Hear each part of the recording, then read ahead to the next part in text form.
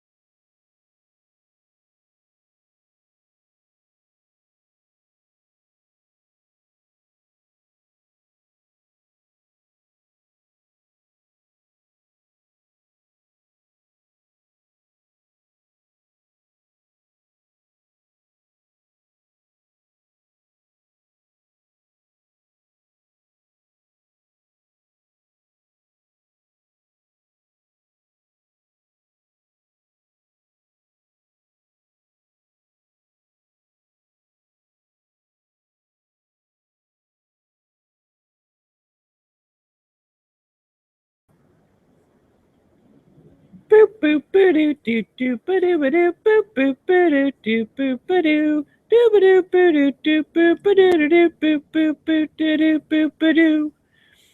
right, everybody, welcome to the makeup edition of Hit or Miss, because I was not available on Tuesday. I know you all missed me.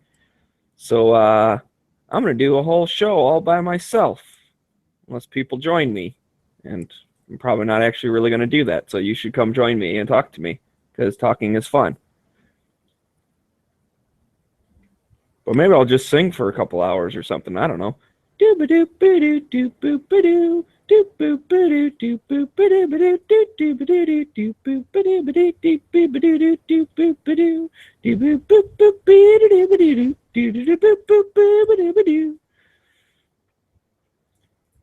Anybody? Bueller. Come and join me. Come talk to me. Click on the link.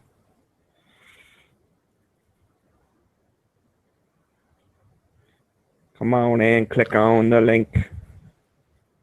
I'm only here to ask you one question, Smeggy. What's up, Z? Do you or do you not like/love the movie Four Brothers? No idea. You never seen it? Four Brothers? Never seen it. Marky Mark, Andre 3000, Tyrese, several other people you would recognize from other movies. It's about these four adopted brothers in Detroit. Takes place during like Thanksgiving/Christmas. You've never seen it? Ever? Never seen it. Nope. Man, I am not what you call a movie person. I tell you what, you need to watch that movie just so you can feel a little downtown. Because like one of the chasings is in cars through like a blizzard almost, going through, like a snowstorm going through downtown, going through town. It's that's pretty good. It was just on last night. It's one of those ones that I think I've owned it on DVD for a long time. And it's definitely a gun movie. I don't know if we've ever talked about it on the show or not. But you being a Michigander and living in somewhat of the area, that I figured you would have seen that. Nope, I have not. But I will keep it in guess what? mind. That's not even the first time I was wrong today. Well, here's the thing. If it's about a movie and if I've seen it, you'll be more often right if you just assume I haven't seen it and be surprised when I have seen something. All right, I can dig it. I am so disappointed in you, Smeggy. No, not that. Hit or miss. Special guest, Island Z. No, I'm disappointed that you have never seen Kelly's Heroes.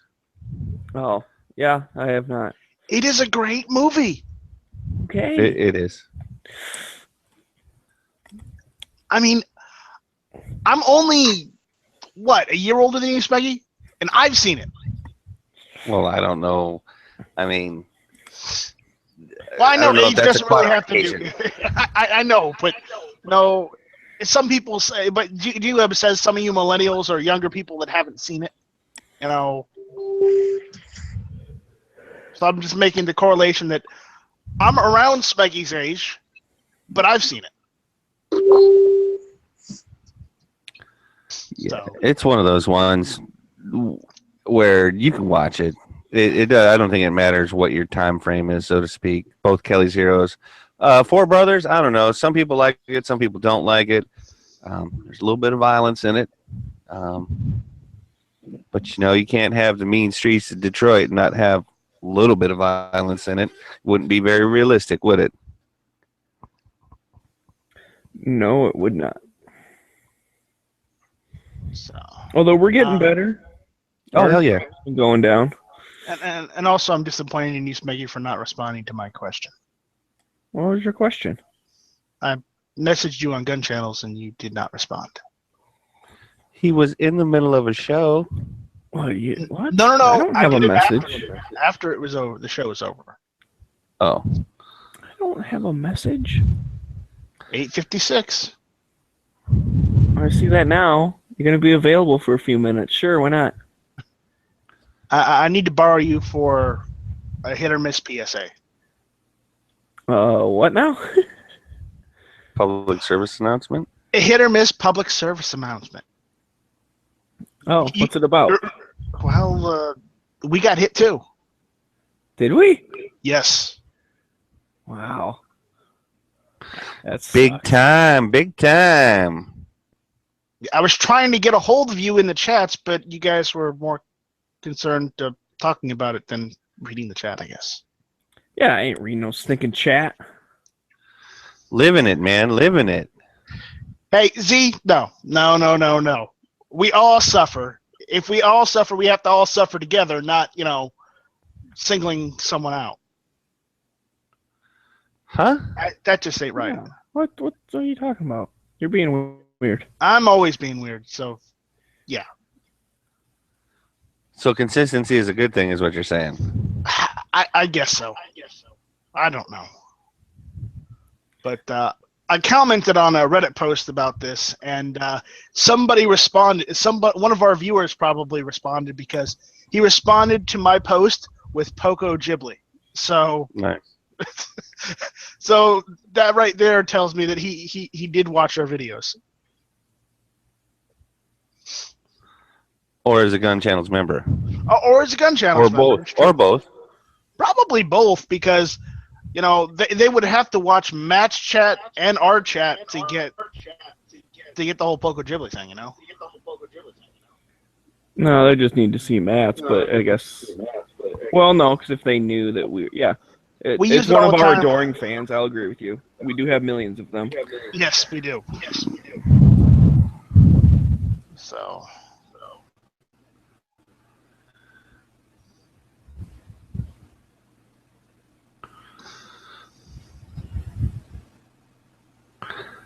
Watching a bear cat / fire cat video, and I think we need to do a video on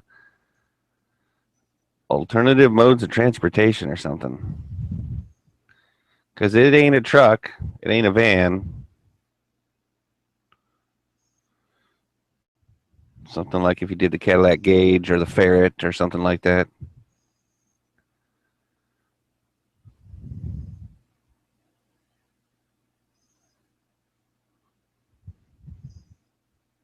And what's weird is it's showing our videos are all still monetized, but none of the ads are coming up when you visit the videos.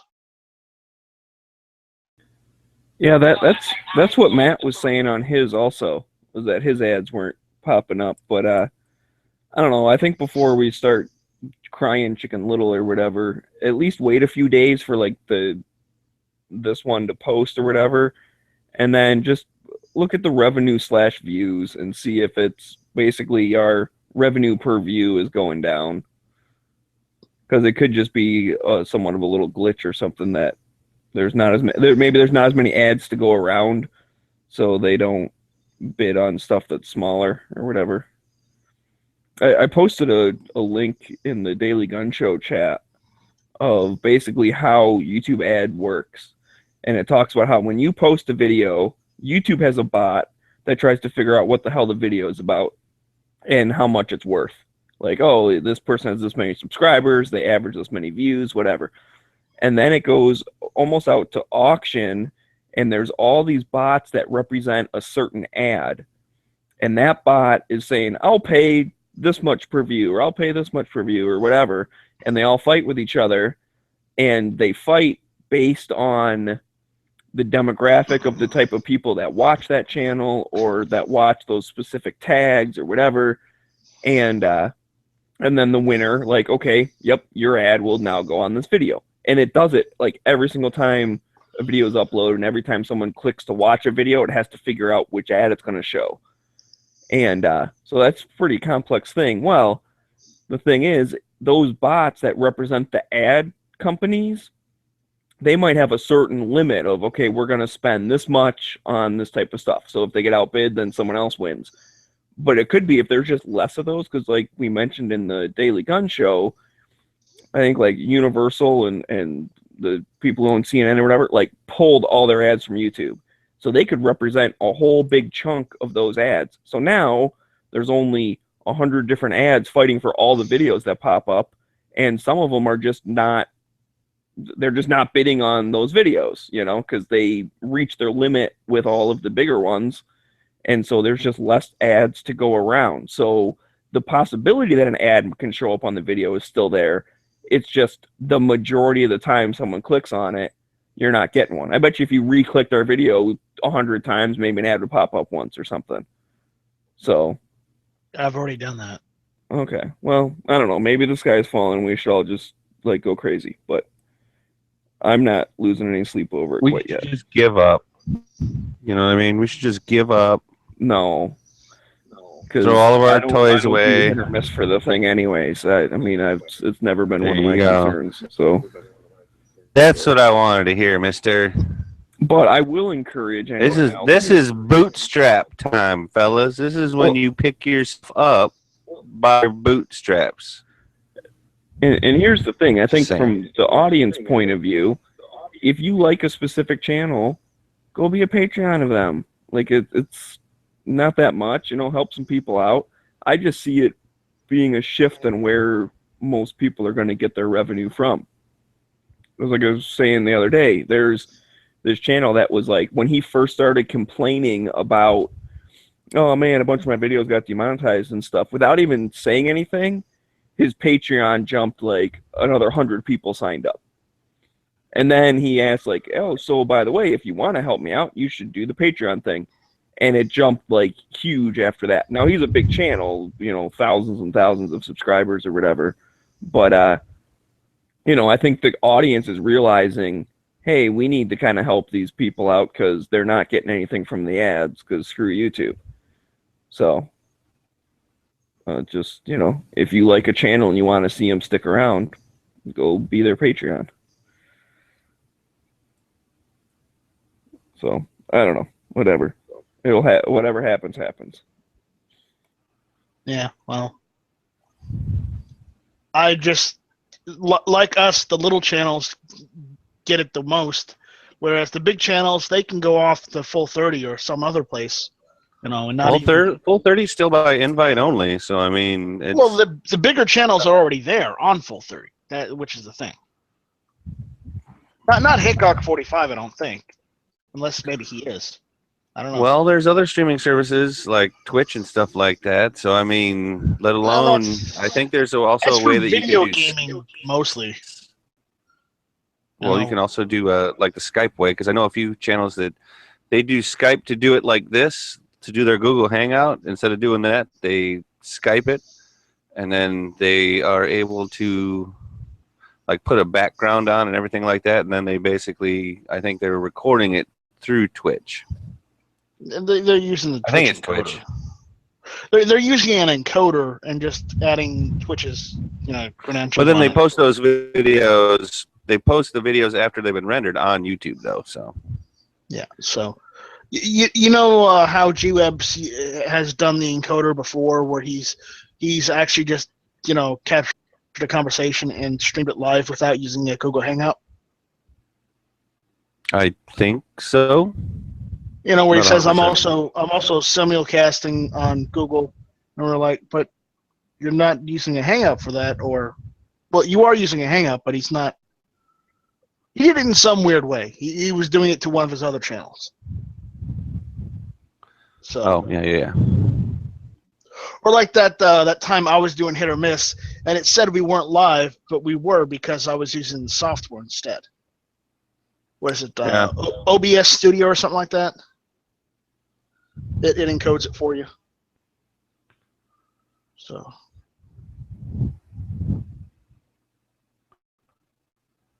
I may have to re-download that. I'm with Smegs. Ride the wave. See what happens. Try and prepare as best you can. Don't panic. Don't forget to pack a towel. All right, Tally. Oh, I always got my towel. No, And it's that's Don't not from Panic. That's South out of Park. long before South Park. It was Don't Panic, and always pack a towel. That was from Hitchhiker's Guide to the Universe, to the Galaxy. Hitchhiker's Guide to the Galaxy. Oh, That was that's one of the right. things that I That think wasn't there, Ford wasn't it? Fairlane always suggested or whatever was, don't forget a towel.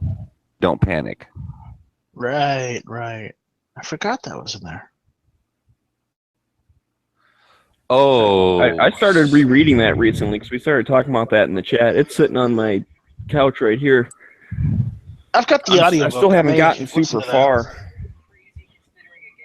And I bought the movie when it came out. That was when I the still new thought movie that, or the miniseries. not the TV show, the movie. Oh, the TV show is better than the movie, but yeah. I Yeah, would agree with you on I'm that. on chapter 7, so I'm like barely into the first book. But I did start rereading it like a week ago. Well, and I think that for whatever reason that tanked enough, or Douglas Adams was mad enough that there will be probably no sequel movie wise. And Douglas Adams passed away. Yeah, Oh, he well, passed then away before that movie. came whoever's out. in charge of his estate then. I like the movie though. I mean, again, It was good. It wasn't as good as I think if you had to rate them, it'd go.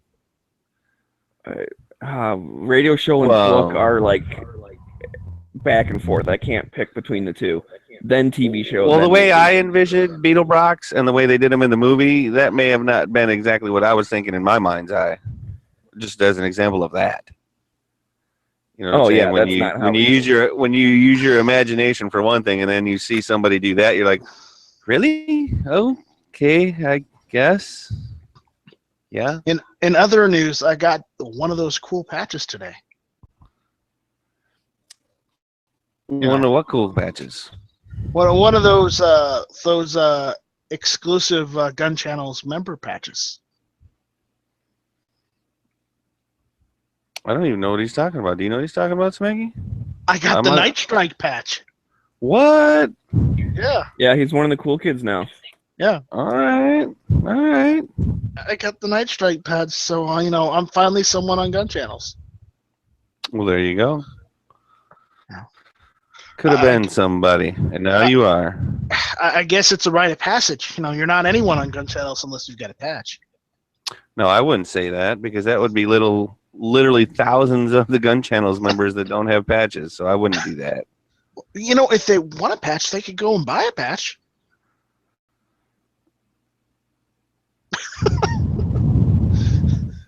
Different kind of patch, I know, but still, it's applicable. I ended up getting a patch in the mail today too. It's from Guardian Defense Incorporated. Yeah, but yours didn't come with a bayonet. No, of course not. So I think I'm going to have to douse that thing in rubbing alcohol before I do anything with it. Why is that? It did come from Bob. I don't even know what that means. Why? Are you afraid that it's got the herp-a-derp or something, or what?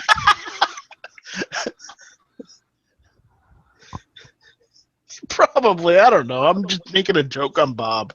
Oh, okay. Well then, yes. Clean it well. Disinfect it. Get all of that Canadian stuff off of there. I'm not sure if this one spot on the blade is rust or Canadian syrup.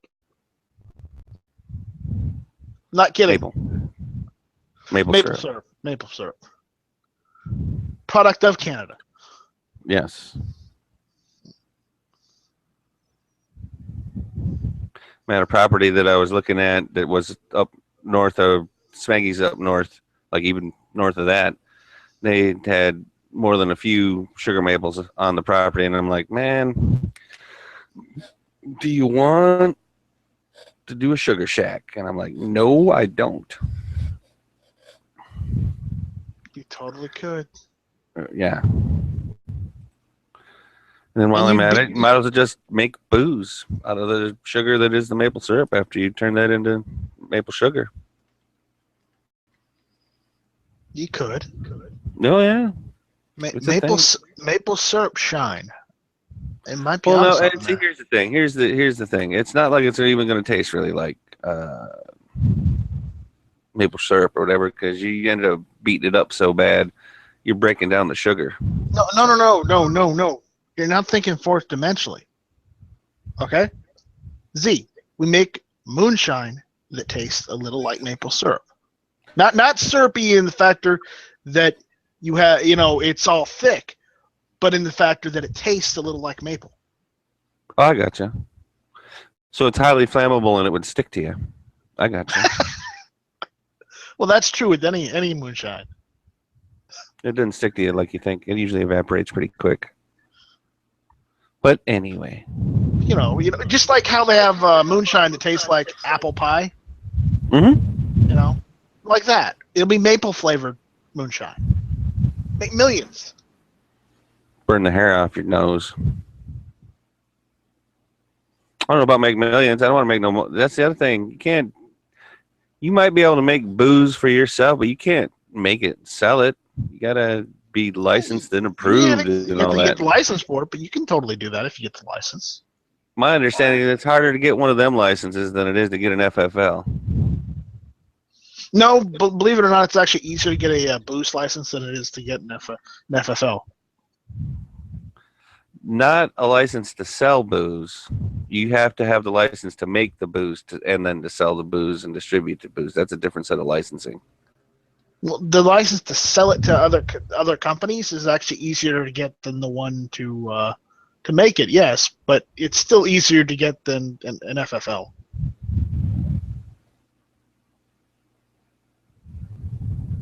Just saying. Well, our audience is telling us that NBC, so grain of salt or reputable news source, depending on how you want to look at it, says we just launched 50 cruise missiles to take out a Syrian airfield.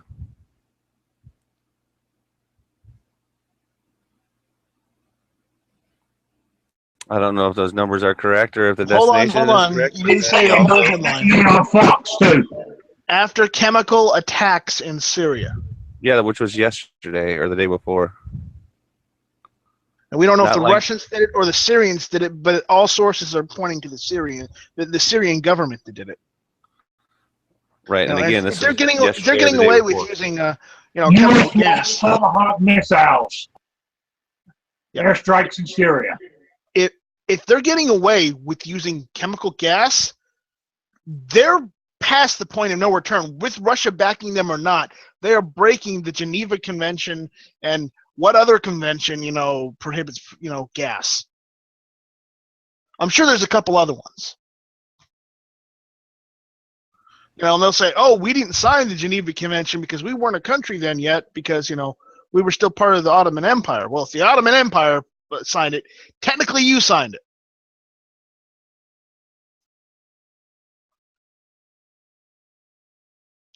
Argue that as you want.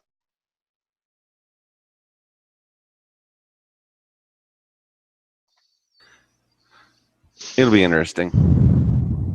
Not to put too fine a point on it, it's going to get even more interesting. Potentially more horrific.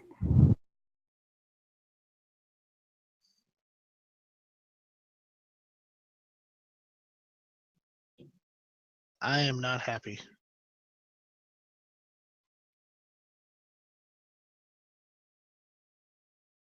So I would imagine you're not happy either, so.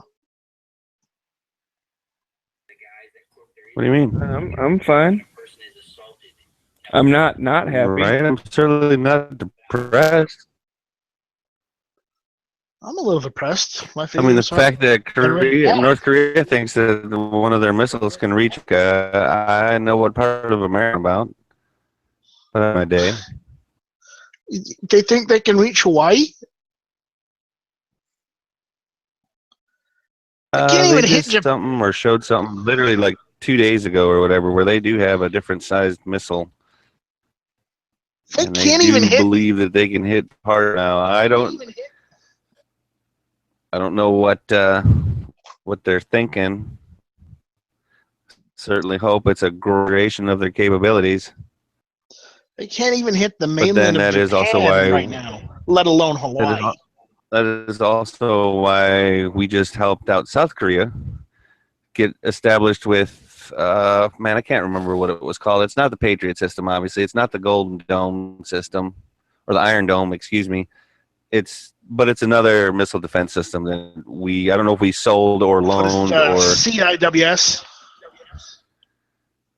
to South Korea.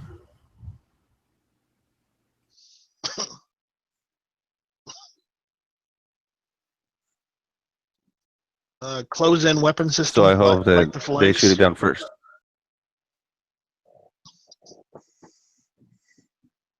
No, not like that.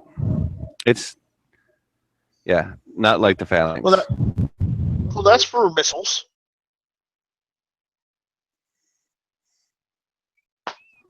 Right. But it's not the same thing. Okay. The only other missile system I know of is the one we stopped using, which was the Star Wars one, because we couldn't afford it.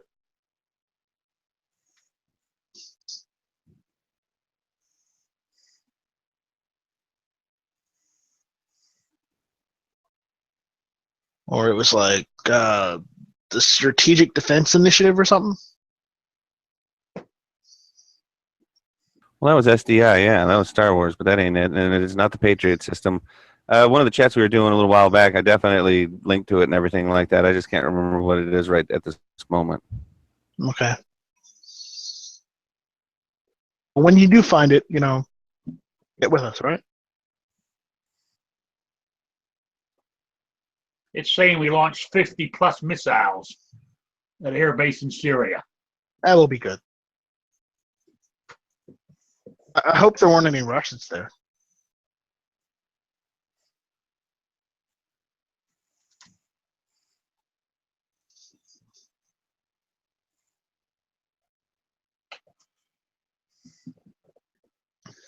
I just changed the subject back to the what YouTube is doing.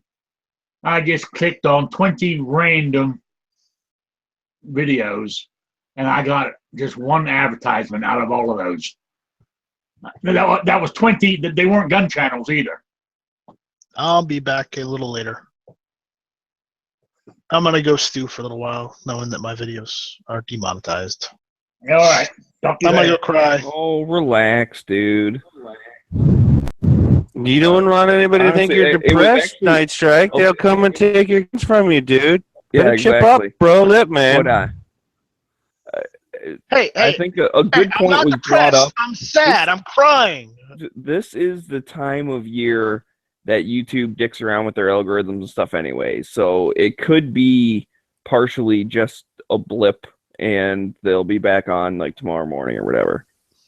It is possible that it could be an update. Yeah, I feel like So don't I feel like somebody overreact. kicked my Let's just puppy, fucking my wait it cat, out. and my box turtle all at the same time. No. This is the point. Maybe someone like made fun of your cat. So you can be kind of sad, but like not super sad. I mean, whatever. So relax, calm down. Don't do anything drastic. I'm not going to do anything drastic. What? You're not allowed to cry anymore? Is that what it is? Are you a grown man? Then yes, you are not allowed to cry, except for death of a loved one or getting kicked in the nuts. That's it. You're a grown taking your fucking money man. away from me. think you might be right. You guys are so mean. I'm so triggered right now. Hey, I'm up. Well, I'm suck it upset. up, Sally. I'm I ain't upset. I co-hosting with no bitch. I'm not being 58 serious. cents. What, Rick? I said I'm upset. I've earned a total of 58 cents. I'm not going to get it now. We almost hit $100 for a payout. Now we're not going to get it. That sucks. It really does. Well, never say never. You don't know that for sure. Come on. No on YouTube. Here's the thing. Matt said that YouTube will probably just refund people's money and whatnot that they super chats instead of giving it to people. And I'll be honest, with YouTube's policies and whatnot, there might be a clause in there where they can just keep the money and not even give it to the intended YouTuber either. Well, Yankee Because- kept his. Yeah, YouTube- Yankee says he didn't get his super chat, and that's the super chat that I gave him But money he- to say hit or miss. Well, Oh, and you that mean was the one also that the got chat banned? though that he got flagged on because of his content. Remember? So he wasn't going to get any money for that once he got flagged anyway. Yeah, but I gave him super chat money, and then Oh, he I got know. flagged, and they took my super chat money and did not They give it never to gave it him, to him. and did not give it back to me. At least they should be like, here's your money back for supporting a racist, you jackass. Well, But they don't. they're- They just keep it in their pocket. yeah, that's the thing. If they don't do that, they're technically stealing from the viewer and from the content provider. Just saying.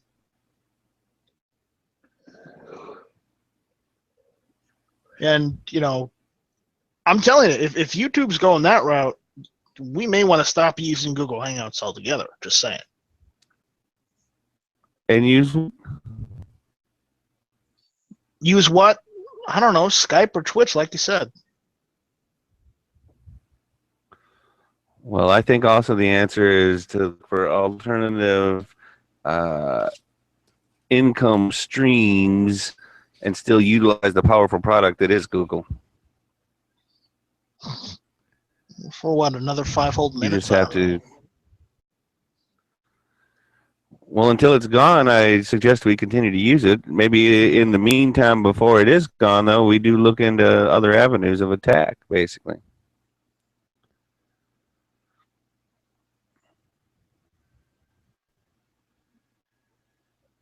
Full 30 is not an option for any of us. So anyone that says Never that say it is, never, dude. it isn't. So, I mean, I disagree. You never know.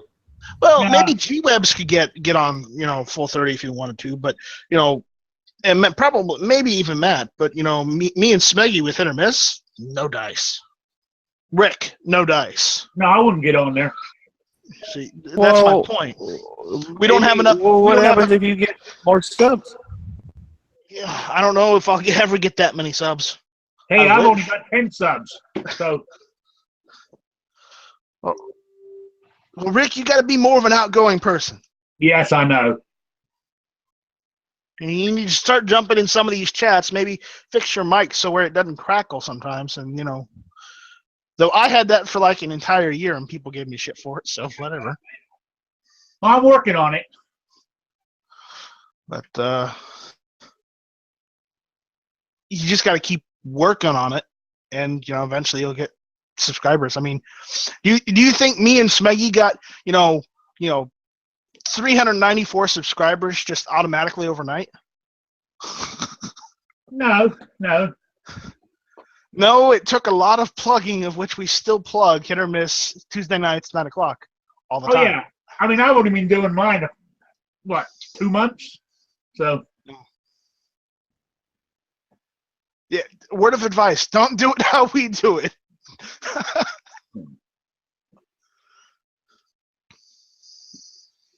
So. yeah. Actually, I do it because I like doing it. I really don't care if anybody watches me or not.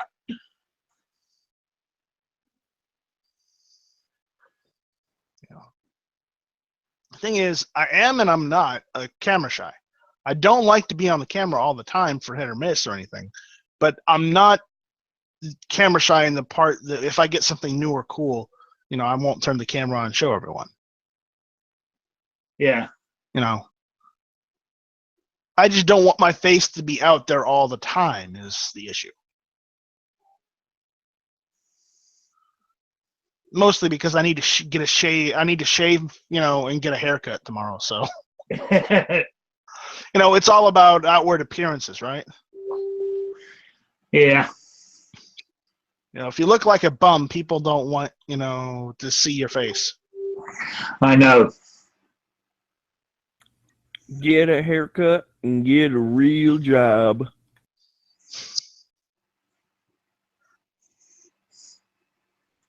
Well, Smeggy, I have to ask, have you gotten a haircut yet? No, not yet. There's my point. I'm a shaggy motherfucker, You too. mean like in his lifetime? He's not that far gone. No, my Jufro is in full force.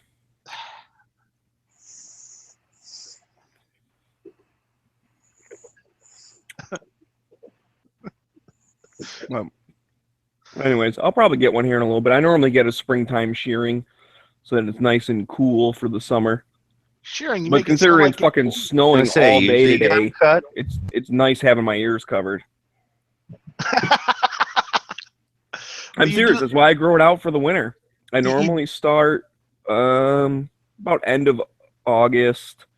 I'll like start growing it out, like I'll stop cutting it. And that way it keeps me warm for hunting. And then I don't know, I'm hit or miss. Sometimes I'll get a cut like right before Christmas and stuff just to like look fancy for the family. But I've really started going like I don't really give a shit if my aunts and uncles see me like shabby. And that way I'm still covered for when I go snowshoeing in January. Tuesday nights, 9:00. Yeah. I just posted on Yankees a video where he talked about like, hey, social media is screwing us over. You should support Patreon. He goes, and everyone asks me ideas, and I don't know, support whoever. So I went in the comments and go, if you're looking for ideas of people to support, Daily Gun Show, gun websites, and Hit or Miss. Tuesday nights, 9:00. If you're only 3 Patreon, like if you only support 3 people, those are the 3 people you should support.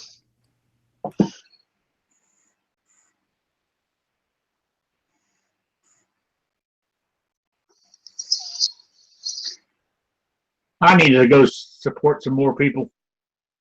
I mean, I've not gotten a single dime from Patreon yet, Me either.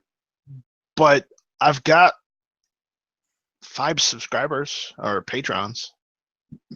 Patrons. I don't know the terminology. I don't use Patreon that well yet. I haven't even done a video for it, so I guess it's not giving me any. I've not even gotten paid out for it yet, and people have been patrons for a few months now. I don't know what the deal is. Yeah, I mean, I give money to the Daily Show and to Matt at the moment. And thank you for that. Should I add a goal for our Patreon, or should I not add a goal? I mean, I see it says you should add a goal, so Goal of $1 million.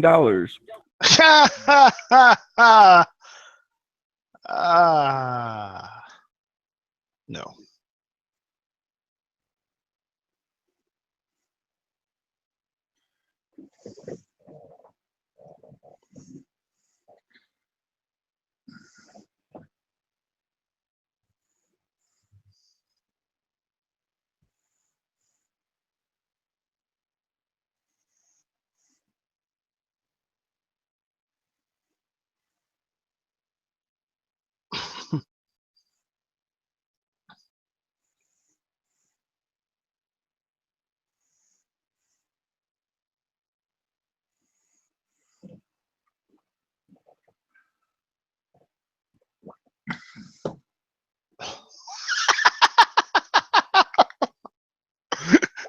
Hey, Smeggy, how about we do voicemail greetings for people?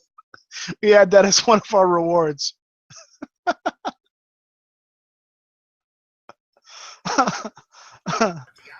The phone that you have called is hit or miss.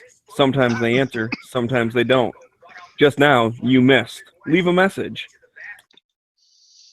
That's hilarious.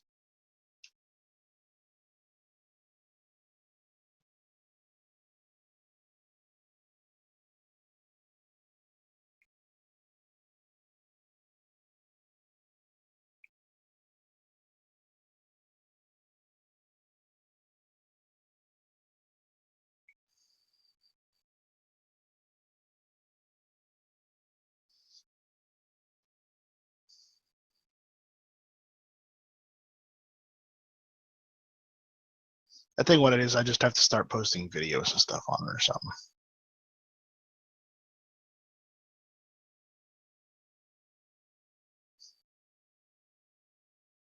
and I have to do an intro video for it.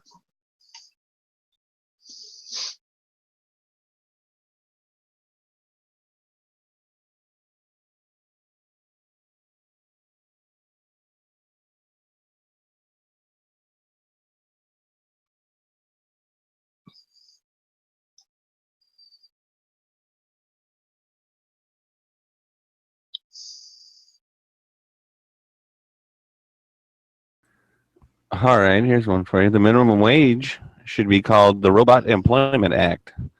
And then it says mandating $15 an hour doesn't help poor youth.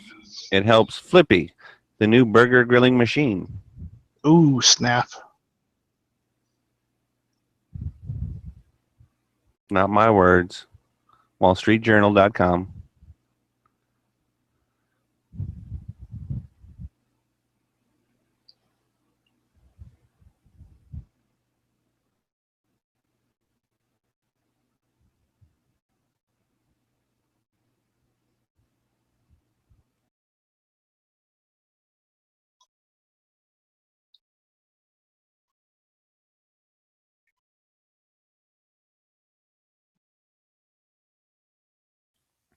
Well, I'm just watching this thing on Tac Daddy about Delta is changing their policy if you're flying with guns. Now, you're gonna have to pick up your bag from like the special handling unit. Like it won't go on the carousel. And after they check your ID to make sure that is in fact your bag, they're gonna zip tie it shut. And there's gonna be a police officer there to watch you leave the premises before you can take the zip tie off. Which means if you wanted to fly with your concealed carry gun and you want to carry once you get there, you have to leave the airport and then what? Freaking open up your bag in a cab and put your gun on? Like, it's going to freak even more people out. Actually, you do have to leave. You do have to leave the airport before you put your gun on if you have a concealed carry license in that state. You must not be on airport property. Well, some states allow you to carry in non-secure areas. Some states. You're right. Some don't. Some airports are completely. And I'll agree with you that it is in some states, but that's one of those things. Like we talk about it all the time, whether it's on Daily Gun Show or any one of these other chats. Is, man, if you are traveling and you're traveling with firearms, realize that the potential for a mistake leading to a life-changing event is there. So do your due diligence before you go. Find out what the rules are, where you're going. I mean, you should clearly already know what the rules are from where you're leaving, right? I mean, Right. that may be a bold assumption, but you should know the ins and outs of where you're at to start. No, and I agree. I'd agree with you with that. But I'm just saying, like, if I were flying with my carry gun and I was in a state where you are allowed to carry in, like the non-secure part of the airport. Basically, you can't carry it after TSA, but you can beforehand. There are some places you can drop off passengers, you can pick them up, whatever. And unfortunately, it's kind of like exactly what this dude did. That's what I would do. I'd pick up my bag and go to the bathroom, Michael? and then put it on. Because then no one sees me, and I'm not freaking people out. But that way, now I'm heading out into the world and getting in a rental car or doing whatever, and now driving through the city and trying to find the airport and all the places where you could find yourself in an unfamiliar area where it could be a bad area. You'll be armed by then. I'm not going to sit there and take my bag and then go somewhere and then just start like driving around the city trying to figure out where the hell my hotel is or whatever. And be like, oh, wait, hang on a second. Let me cut through these zip ties, which, oh, by the way, I don't have a knife on me because it's inside the bag because I can't take it on a carry-on. How the heck are you supposed to open up the zip ties? It's bullshit.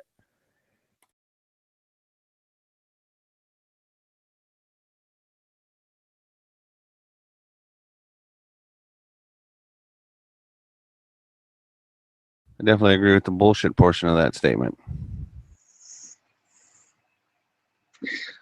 Yeah, but you had a dilemma there. I thought you were allowed to take a small pocket knife with you. Not on your carry-on. like it can't lock back. That is, and again, the blade has to be under a length. It cannot be a lock back. Like it, you know, like your old folding knife from back in the day, you know, where the back doesn't lock and everything like that. Like a little, what do they call it? Like the little Buckmasters like or whatever. a pen knife. But I Buck went knife with it does too. have a locking back. You know what I mean? Oh, okay. Well, whatever. I have some that are like that, where it's like a couple blades or whatever, and they just flip open. Yeah, Yep. and if you It's hit like it kind of on the wood clothes old on things. But I don't know. I mean, I've had them freaking take my channel locks and take like, you know, Oh, a yeah. screwdriver, an Allen wrench set. So I'm really not going to push my luck and actually bring a knife. Although, I mean, if that's 100% correct, now you can put it in your check baggage, no problem.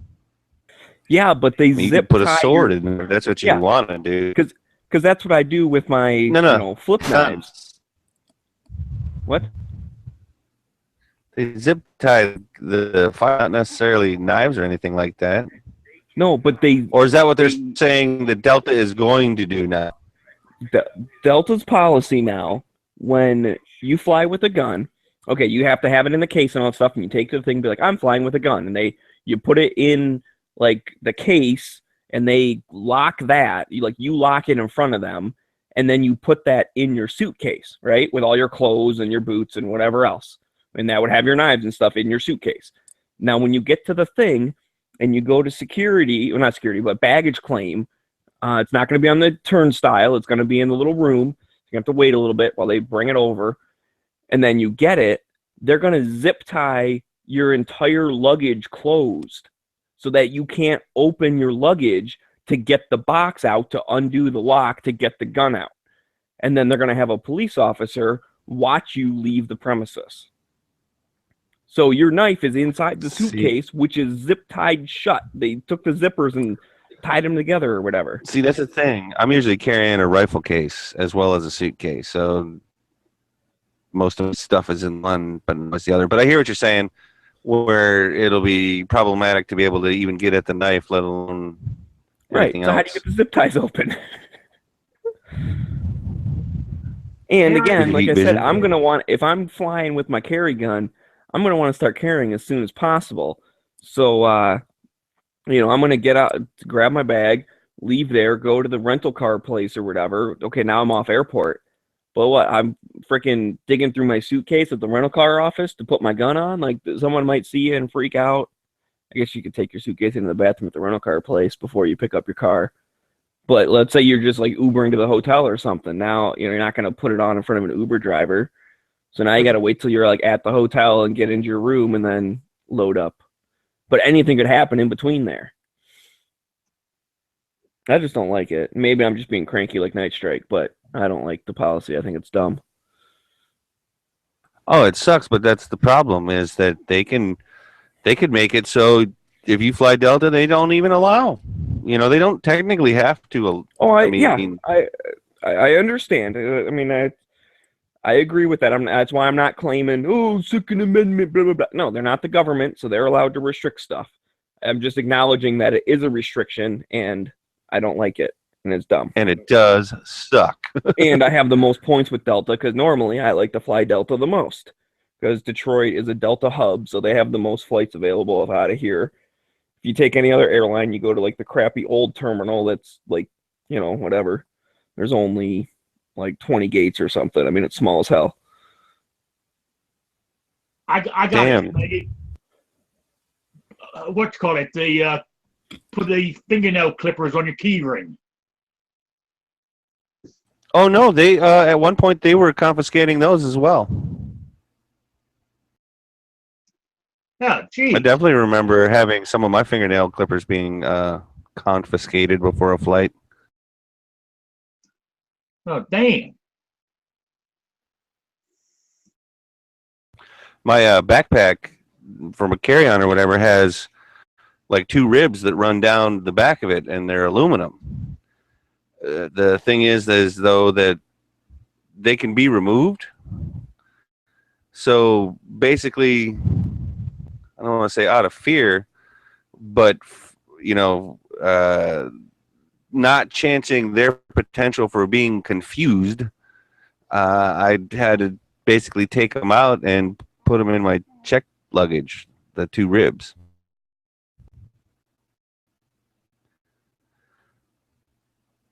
For fear that they would freak out, which is always possible.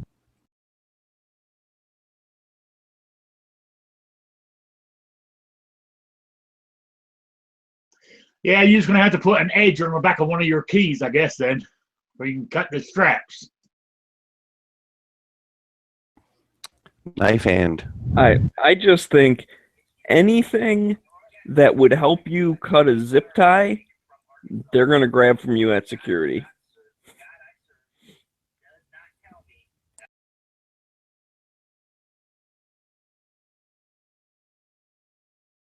So you'd have to chew on it or something, huh? Yeah, or Got it. you know, Tactical pen. ask the Boom. local gang Problem member solved. stealing luggage if you can borrow his switchblade for a second. Tactical pen, dude. Just jam it in there and break it. No, they took my pen. What? They took your tactical pen? Are you kidding me? They took my pen, dude. What Reno, did, what? am I Sorry, not? it broke up there. Knives. No, I flew from Reno. Well, they probably took it because you had a knife. No, the knife was before my first flight. After 9/11.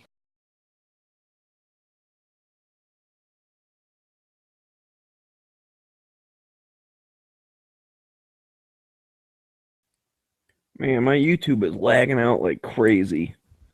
So either it is the storm, but the Hangouts has been fine for me, or they are updating YouTube shit. Hey, Smeggy, are you at home? Yeah, for now. What was that? I thought you were working still. Well, I will be this weekend, but I'm home until Saturday. Cool. I've just been working out of the office the past few days down in frickin' stinkhole Toledo.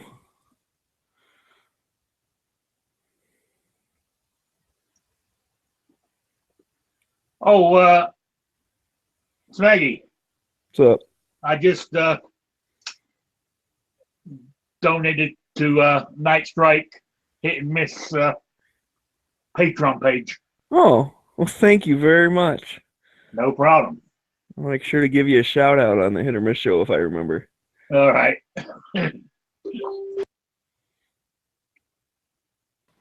Smeggy's not gonna get paid no more. I wasn't getting paid anyways.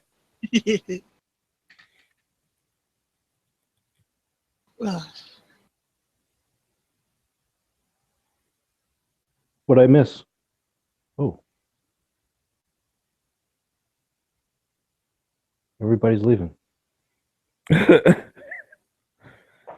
Yeah, I don't know. You just missed Night Strike bitching about YouTube for a while there. Well, I And was then we over were at talking Tac about Daddy's flying chat. with guns. Yeah, Tac Daddy was talking about flying with guns too, because apparently Delta wants to zip tie your luggage and have a police escort you out of the airport. Yeah, that's Well- why I brought it up, because I was watching Tech Daddy on my phone while in here. I brought it up, but now my YouTube's like crashing. I can't get it to load back up. I was in the chat in gun channels, just like typing one-liners one after another with every 4-letter word that I could think of to describe my thoughts on subject matter, because there were no mods in there. And Yeah, Attack Typically- doesn't watch gun channels anymore. well, that's his fault, but they were having a really good show. It was one of the best shows I've seen this year. But you know, typically I don't like to let my opinions out there, too much, and just I don't want to like distract the hosts. with my anecdotes. What? But What? You can say that with a straight face. You typically don't like giving your views on stuff. You do nothing but make smart ass comments during all of our shows. well, the Daily Gun Show is a marathon, all right? I need something to get me through the 1.5 to 2 hours that entails. But no, Attack Daddy's always just an hour, and he's got a program he sticks with. But you know, I don't agree with everything that is said in there. So I was kind of going off, and I was the only one voicing any opinions. It was kind of fun. Anyways, Yeah, like I said, I was watching on my phone, but Well, I'm going to head out because I'm going to go watch Matt and Yankee yeah. moan about YouTube. no, you Yeah. should watch Matt and G Webs, and Yankee might happen to be there. Well, it's Yankee's show tonight, isn't it? Yeah. Yeah, but I watch You it. go watch Yankee and you ask him why he dislikes 10 millimeter so much. Anyway, I'll catch you guys later. Yeah, see ya. Yeah, I've been researching 10 millimeter guns and ammo. And of course, his videos is one of the first that pops up. It was just a couple weeks ago where, you know, he's just bad mouthing everyone who likes 10 millimeter. And it's like, Oh, was he? I don't think I saw that one. I it's don't just watch all shock his factor. stuff. No, yeah, you can't watch all of his videos. You would end up in a Yeah, psych ward. you're right. It is clickbait kind of things. Be like, anyone who carries appendix is dumb and has no nuts or whatever. You're like, what? Really? Come on. Either that or he does used to the make good opposite videos. thing. Like back in the day, his videos were topical, and he would spice it up with comedy. Now it's just all comedy and shock value. And granted, you know, it sounds like YouTube's going down the tubes, pun not intended. So it's all just irrelevant. But he has, I've noticed that he has lost some viewership, and I've seen his views decreasing as of late. I'm not Oh, really? surprised. Yeah, well, I don't know. Maybe he used to get 100,000 for like a video. Maybe he'd get like 60 or 70,000 a year ago. And now, I mean, granted, it probably takes some time for him to accumulate views, but now the videos I see are getting like 20 or 30,000 views in the first week or so. But I don't really pay attention to it, so I could be wrong. He is still funny.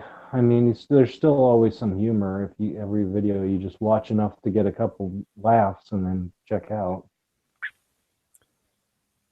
Right. Well, here's the thing. I mean, he is kind of just giving his opinion, which is what he's always done. So, you know, we take it with a grain of salt type of thing. Anyone that gets like mad, like, oh, he made fun of like the gun I like or something, it's like, who cares, dude? That's what he does. Yeah. You know, he likes revolvers and stuff. Like, that's, you know, shit. He makes fun of people who carry, like, why do you carry semi-auto? That's dumb, blah, blah, blah. Like, you know, Yeah. ignore him. He is a big revolver guy, and for that, I give him props because there aren't that many big revolver guys out there, and I have gleaned a lot of information from them. But well, you know my feelings on revolvers. yeah, and so but then again, I'm not a real gun guy, so what does it matter? but your heart is in it, and that's what matters. So yeah, I have really been looking into 10 millimeter because I bought some 300 rounds of it after Trump won the presidency, and I had just wanted. I just wanted like what is it called? A freedom purchase? Yeah, I guess I just wanted a freedom purchase. I bought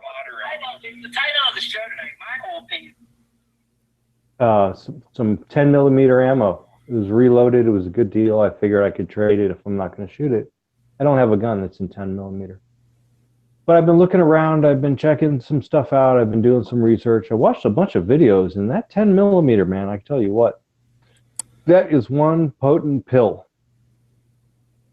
Now, if you buy like factory Full Metal Jacket, you're probably not going to get the full power out of it. But if you buy hard cast, or apparently the Lehigh Extreme Penetrator is the top dog in 10 millimeter. That shit will go through just about anything, and it is adequate for grizzly bear defense. Now, we've also got to take into consideration, just today I watched like an hour-long video from Nothing Fancy. We got to take into consideration the 15-round capacity of the Glock 20, which is the flagship of the 10 millimeter firearms. So that's something like 10,000 foot-pounds of energy, 15 rounds of 10 millimeter. So that when you compare that to 6 rounds of 44 Magnum, you really end up with more firepower in a more controllable package for less money, and a faster shooting, more easily reloadable, all of the benefits in your corner firearm. So I'm going to buy a Glock 20. I've already bought a 6-inch threaded barrel for a replacement. The stock it's like a 4 and some odd inch barrel, 4.5 inch barrel in the Glock 20. And I'm just gonna have to buy some extra magazines. Yeah, I mean, that's the full size frame, the same as the 21 or the 30 width. But yeah, you can hunt with that in many states, and you can use it for self-defense with the right loads.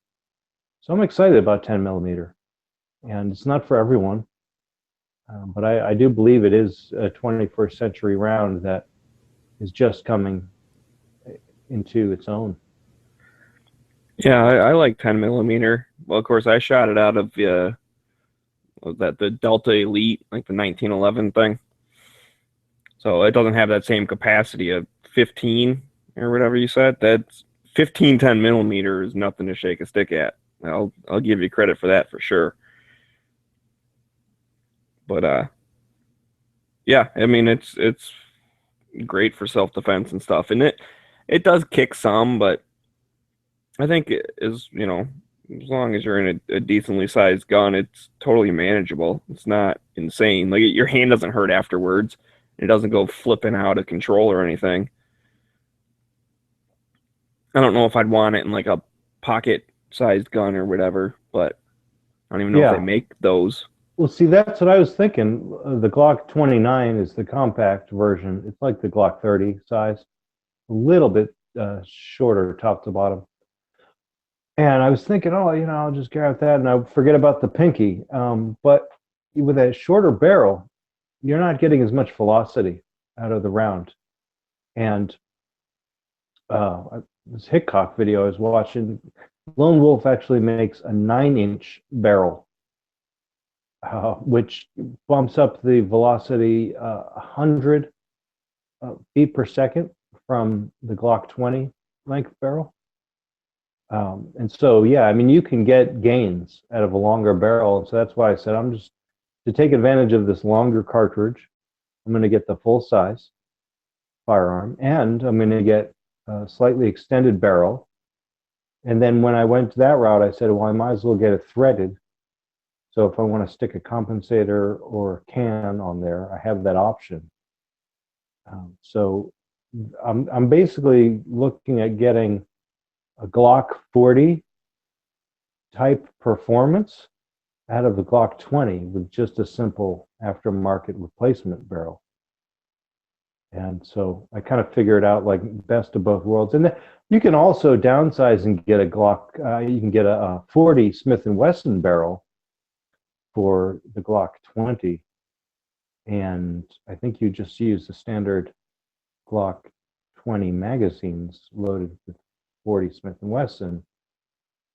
And I believe you can also get a 9mm barrel for the Glock 20, in which case you would need to change maybe the extractor and ejector, and I'm not sure.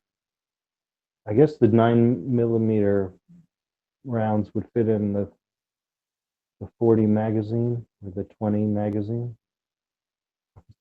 Yeah, but there's definitely options. And if you get a Glock 21, you can actually get barrels for 10mm, 40 Smith & Wesson, and maybe 9mm. I see 9mm, like I don't even bother really researching that at this point because it's so anemic. You only need like a 2-inch barrel for the 9mm, and I'm phasing out of those rounds. They're just too much of a liability for me.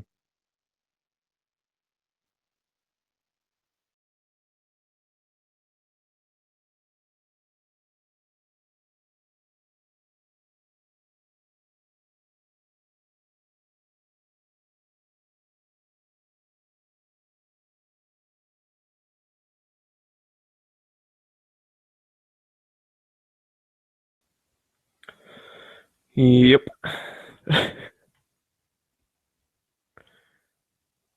Is this your chat or Pink's? It's Pink's. All right. I'm just in it for the free cookies.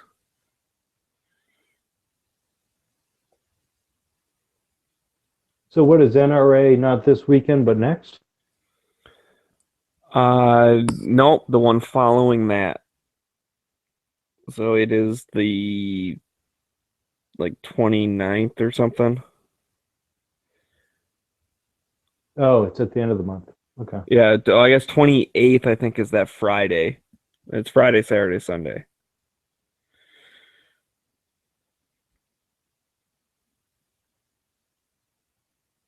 Yeah, 'cause we have this weekend, then next weekend is Easter, then there's another weekend, and then NRA.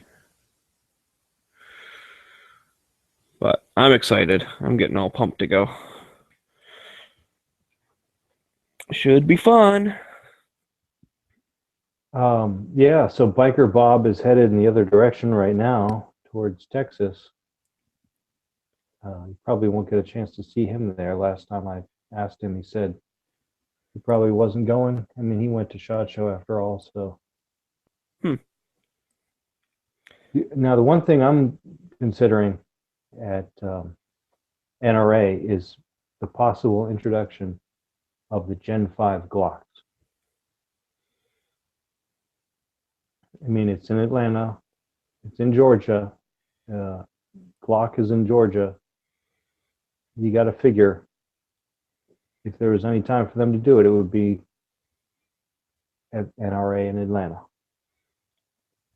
I feel like if they were doing that, we'd have heard about it by now. Because, if you think of the stuff that got announced at SHOT Show, everyone knew about it beforehand. They're like, so-and-so's got a big announcement for SHOT Show, and blah, blah, blah, big announcement at SHOT Show. So, people already knew what was coming. I didn't see very many surprises this year at SHOT Show.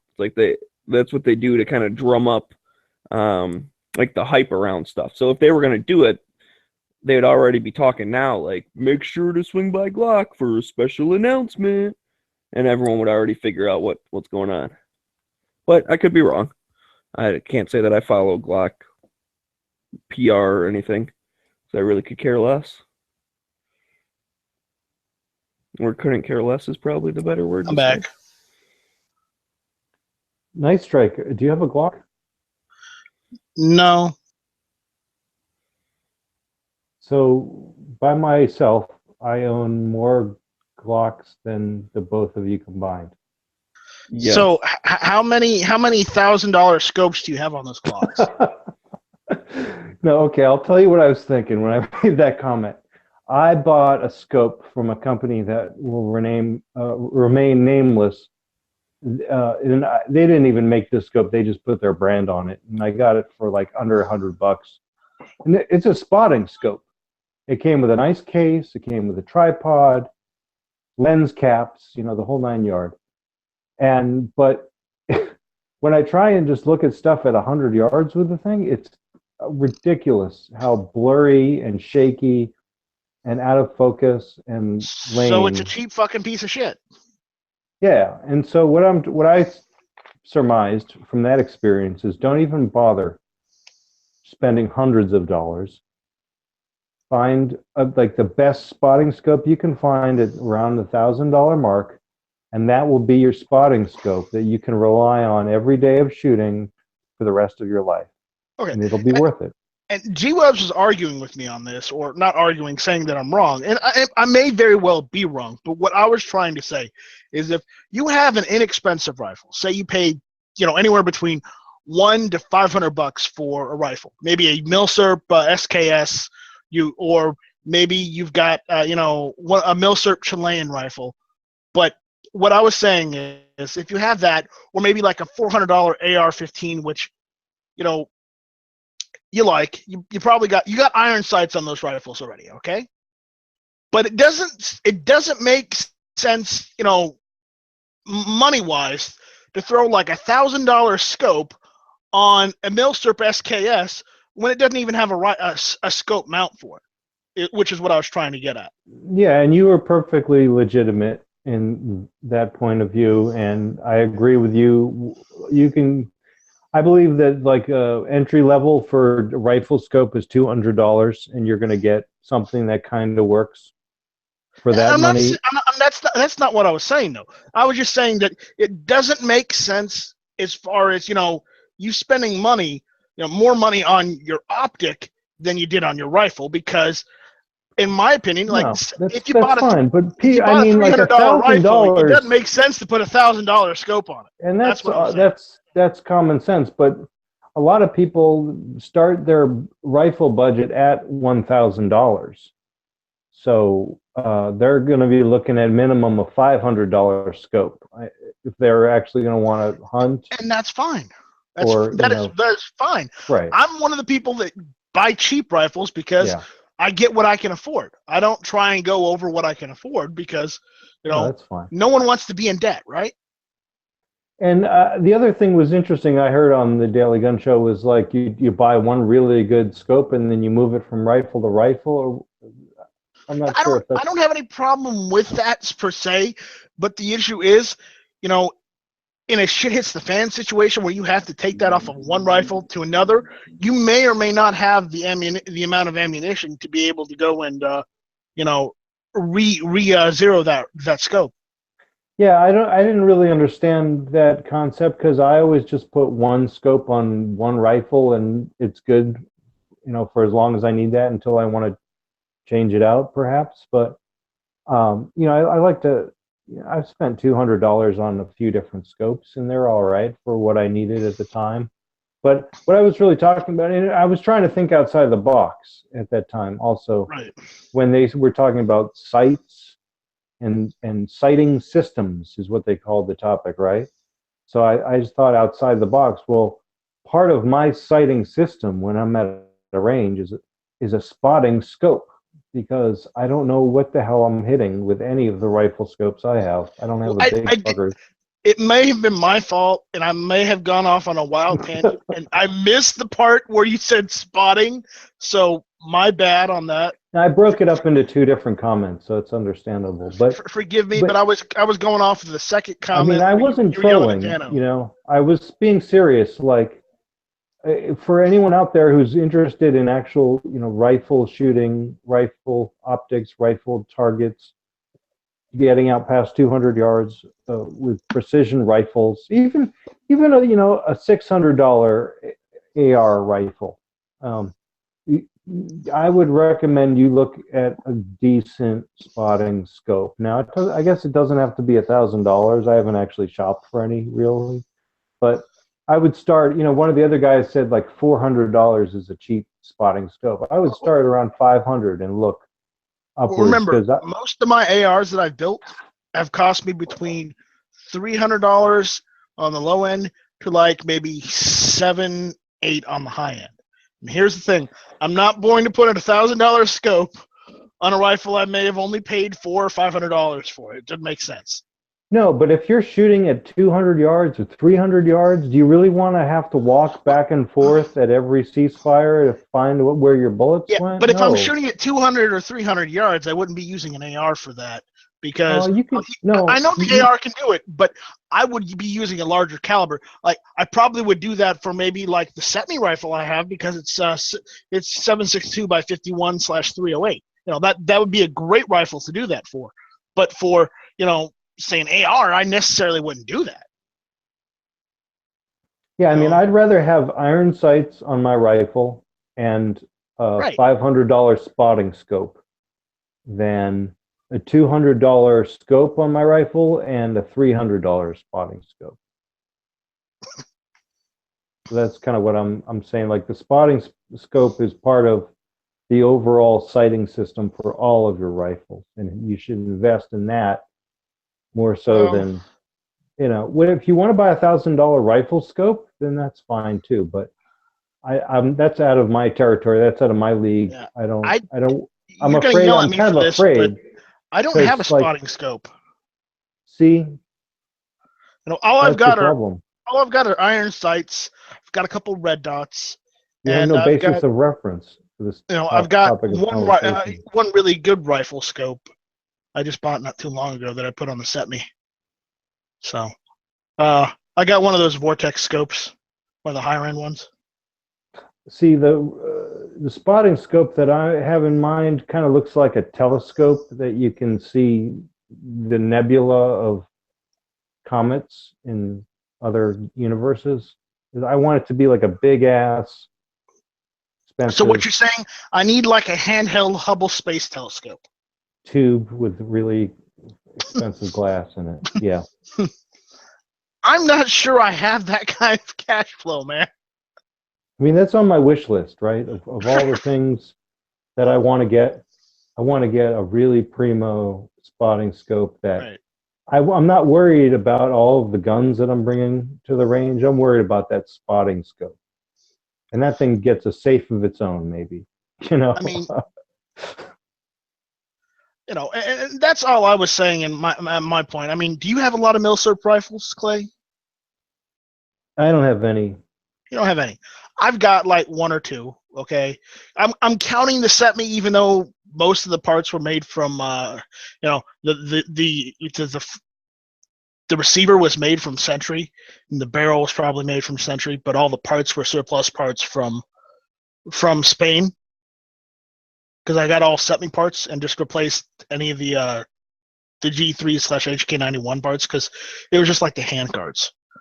But my point is, if you get like a cheap Milsurp rifle, say you didn't pay more than $200 to $300 for it.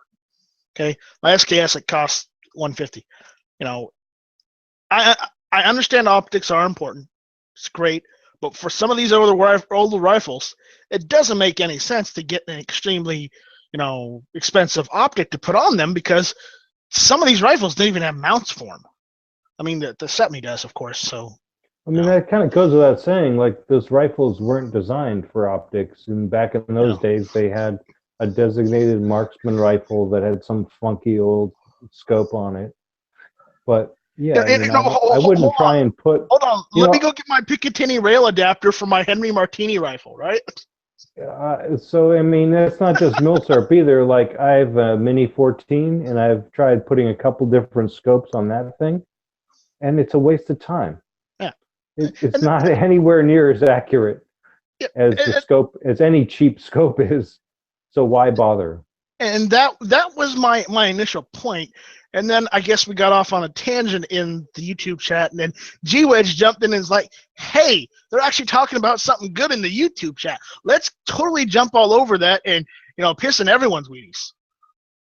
So, and that's where I was I'm glad he called you out and not me. So I think I made it through the entire show without having my name called out. which is You great. you came out unscathed, and either way, that is my opinion, and that is what I believe. Right or wrong, I'm allowed to have that opinion. Though, don't get me wrong, I respect your opinion, and you're right to have an opinion. So whether I believe in your opinion or not, that doesn't matter. It's your opinion. You have it.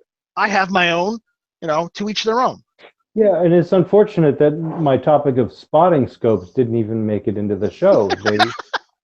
We're talking about rifle scopes, and I still believe that my topic was valid within their framework of sighting systems. And I think again, just another. Well, can I be honest with you?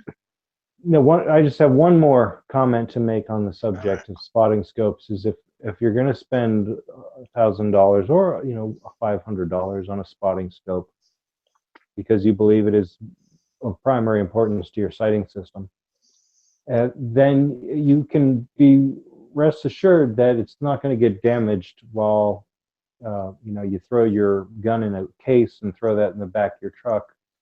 Or if you drop your gun, for instance, it's not attached. It's not part of the gun. It's not subjected to the shock of firing the gun. It's not. It's not exposed to the recoil. It's setting on its own target table, its own firing table on the firing line. It has its own place. It's protected.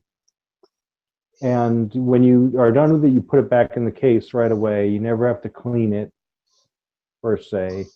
You're never going to drop it while you're cleaning it. So it's a special system. Now, if I were in the military and I were running ops with a spotting scope, it may be different.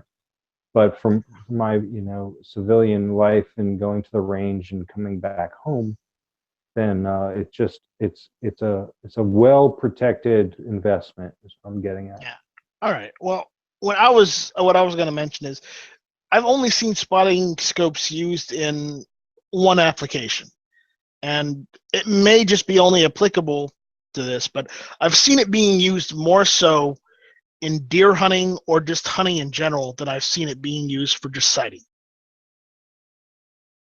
I don't know if you have seen that before yourself, but well, they have rangefinders also, which is like a combination binocular and laser measurement device. Are you familiar with rangefinders? yeah. That's what I use. It's a little I bit just more wanted to portable. comment on that. So Oh, here, I mean, binoculars. Just, how many people use binoculars? everyone. Well, yeah, maybe if you're going to a sporting event or whatnot. But I think most people are going to be content with the $50 pair of binoculars they get from China. Whereas, maybe you can They don't spend cost more that and- much. You can get some from China that are cheaper than that still work just fine. I've got a pair of binoculars right here that I use around the house that were, I believe, from China, and they're from a company that's no longer in business. They went out of business. But they still work. Do what I want to use them hunting? Not necessarily. They're good out to 100 feet. So I bought another pair from Bushnell, and they're auto focusing, and that was really good for me with glasses. Because I didn't have to take off my glasses, and those are good out to 100 yards, for the most part. How much do those necessarily cost? looking at a target. Those were, I think they were $100. I may have to get a pair because I have glasses too, and Yeah, it would be and nice. who would know? Who would know that that's the ticket? My whole life, I just bought these a few years ago. I've gone through my whole life thinking I have to take off my glasses and squint through these tiny little Chinese, everything's Chinese now, but so yeah, I went to it was formerly a gun store. Now it's just like a supply store. And, I wanted to give him some money, and I wanted to buy some binoculars. And he was like, check these out. They're autofocusing, you know, great. Okay. And I bought them and I've got them in a kit. And, you know, if I got to look at something that's far off in detail, the cool thing is that you can look at something that's like a mile away and then look at something that's 100 yards away and go back in between the various distances and not have to fiddle around with the focus knob. Right. We'll have to. Do you know what brand, or not brand, but what model those are? I don't know the model offhand, but it's a Bushnell. So again, you know, it's still a budget product. No. We've already established before. Even Matt's established this, that Bushnell does make some good budget and some good, you know, affordable, we'll say, equipment. So Yeah, like it's optics, not a they make Zeiss. good. They're not like Okay. they're not like $1,000 scopes, but they make good affordable optics that you can go and, you know, get. And well, I think Matt's actually literally run his through the mud and it works just fine. So, I'm sure it's durable. It's not a Zeiss product. It's not, you know, another reason I threw it $1,000 as a threshold is I've looked at a lot of catalogs and I've looked at a lot of sales and a lot of stuff online. And it just seems like once you get into the $1,000+ range, you get stuff that's like unobtainium, right? You get stuff that you look at and you're like, holy shit, $2,000. Some of it's $3,000 and $4,000. Who knows how many $1,000 it is once you see those 4 digits, right? You're no, just no, whoa. Clay, time out. You totally need that $100,000 scope for your rifle. No, I don't. Yeah, I don't pay attention to the numbers once I see the 4 digits, really. But it looks like stuff that, like, hey, you know, if I wasn't poor, I could read about all of the features and maybe find a use for that. But I just kind of stop when I see 4 digits and kind of like, oh, that's a Zeiss. Okay. And Clay, I was kidding with you when I said that Donald Trump was your uncle. That was a joke. I wasn't being serious. I was just poking fun of you. No, it was good. It was good. I thought it was good banter. But I mean, I've been living poor for a while, but I am going to be cashing in soon. So good. I probably will get some kind of really good optic, and it might be a spotting scope, frankly, because I can use those to look at many different things, not just target, but maybe far off mountains, or even I suppose you could use them at night too. I can't imagine they're much different than nighttime telescopes. Yeah, you'll be able to shoot the fleas off of coyotes at 500 yards. Yeah, why not?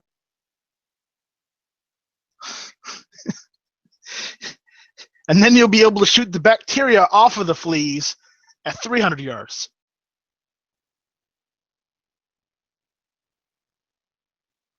But, you know, if you want to get anything smaller than that, you're going to have to get a microscope.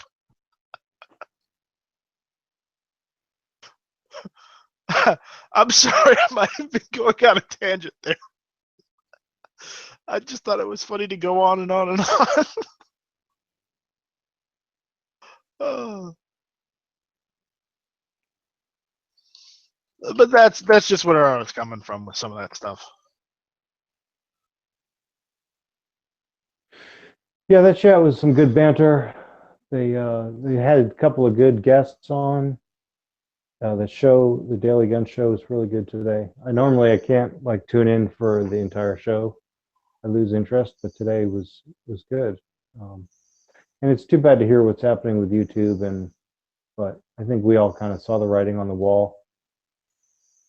Whether it was when the G started gun channels, or you know, I mean, I looked through a lot of YouTube stuff, and a lot of it is just like so repetitious, or just like so, you know, like ridiculous, or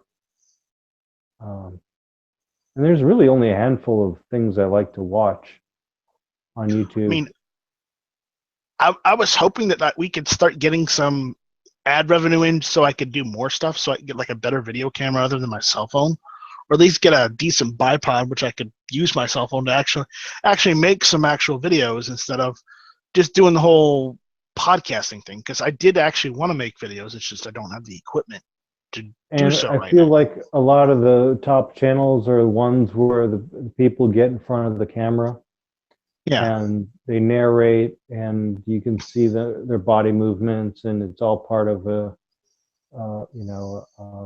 script and a dialogue, and it's activity, and people, it's like you look at what's on regular TV, and they're talking heads. They're people. You look at people. And so I think like the whole show and tell thing is not as popular. So I can understand that. But Yeah, but I made a comment because on Reddit they were having somebody posted the link about the YouTube channels going off, and I posted that that because they're doing this, all these small channels that kind of need some of this revenue just so they could do stuff for their viewers are going to get hosed. And I got a response to my comment, and you know what that response was? what? Poco Ghibli. Hmm. So it had to have been one of our viewers that had watched our videos, or at least they had watched Matt's videos. So by proxy, they're our fans. Yeah, but I mean, if it's informational or educational and entertaining enough to captivate the viewer's attention, then it will do well. But you got to be smart, and you got to have resources, and you got to provide content. Yeah, and that's one thing. I mean, Othias with Scene Arsenal, he does a great job, but he needs to have more time of May shooting than he does have than he has. He needs more time. Right. I've watched some of his videos, and I wholeheartedly agree with you. But I've told him this before, and in person, and he said, "Yeah, well, it all comes down to ammunition availability, because with some of these old CNR rifles, he actually has to do hand loads, not bench press, reloading press loads. He actually has to do hand loads with these because of the age of some of these rifles. So." So sometimes they may only get like a full magazine of the rifle, which is usually 5 or 10 rounds, and that's it. That's all they got to shoot. He said it was a pain in the ass to get the Tigewehr rifle ammunition. He had to load that manually too. Yeah, I think the gun channels are going to fall by the wayside. You're going to have Hickok. You're going to have Nothing Fancy. You're going to have who else? Military Arms Channel. Yeah. And maybe a few others, but you think we'll have James? There's just too many people out there putting out videos and diluting the revenue. Well, there's not too many people. I'm going to say there's not too many people. There is always a different perspective, and I'd like to believe that everybody has their own perspective, and they bring something to the table. Not necessarily. It's not necessarily the same. I love that aspect, and that's one of the reasons I like gun channels and these chats, is because all kinds of people get on and talk their minds, and I think it's the best thing ever. But in terms of like a business and revenue, I don't see how YouTube can be making it. And I don't want to talk too much about it, but I've always wondered how it's economically viable for them to allow anyone to post content. And I've watched some stuff on YouTube. It's like really disturbing. Well, before Google took over YouTube, it was meant for that. It was meant for anybody to speak their mind, whether good or bad, whether you agreed with it or not. it was an outlet for people to use to get their voice out there. Okay. Now, not necessarily for hate speech or for terrorism, but for opinions and political stances, that kind of thing. Or, you know, even with this, you know, even for you to go and rant about how much you love the Constitution and how much you love the Second Amendment. Even that's what it was for. But, you know, now I guess after, you know, having a couple different CEOs and the fact that Google owns YouTube now, that they're going to, I hate to use this word, but it's applicable. They're going to corporatize YouTube. And they're well on their way because they're offering their own TV service. They're killing all the advertisements. So, you know, it's just, they're corporatizing it. And because they're doing so, guess what's going to happen? They're going to ostracize their member base and their users, and only the big people who can still make it will stay, and everybody else will find some other service or something else out there to do something on. So basically, Google's shooting themselves in the foot. Well, isn't Google owned by Elon Musk? No, that's Tesla and SpaceX. Who is Google owned by? Themselves. Okay. Because the guy who owned Google, I think he sold it. If I remember correctly, because it was started by a guy in his garage. The people that are running this digital world of ours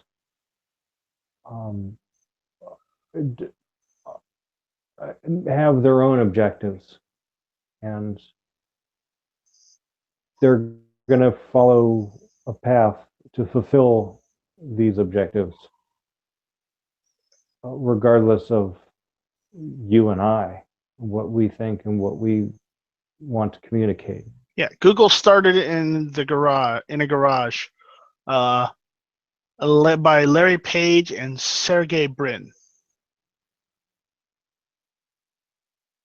Okay. They rented a garage from a friend, Susan. Oh God, this is Polish. I cannot pronounce it. Wojcicki or something like that. But who owns them now? No idea. Somebody needs to Google.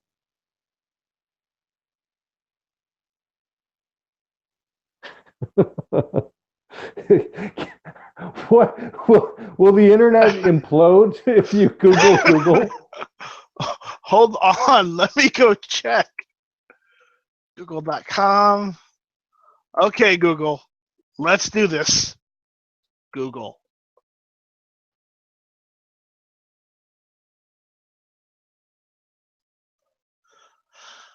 The internet does not implode. Google is an American multinational technology company specializing in yada, yada, yada. I don't care.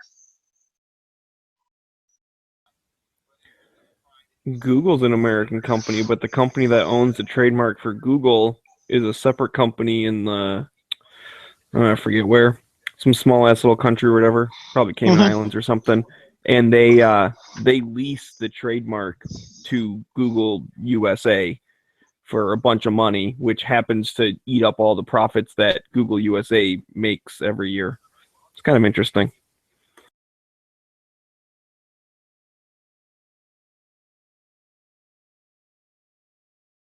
So you're saying they don't actually make any profits, they just offshore their winnings? Well, yeah, I mean, if they probably make some profits, but if they made too many profits, then they lease the Google trademark from, like I said, I'm going to say Cayman Islands. It could be someplace else, you know, whatever. But there's some company like Google Cayman Islands that leases the trademark to Google USA, so that Google USA doesn't make too much money. I think they call that a shell company. Yeah, basically. And then I guess every once in a while when Google USA wants money, I guess Google Cayman Islands just like gives it to them for some reason, and then Google USA can buy stuff.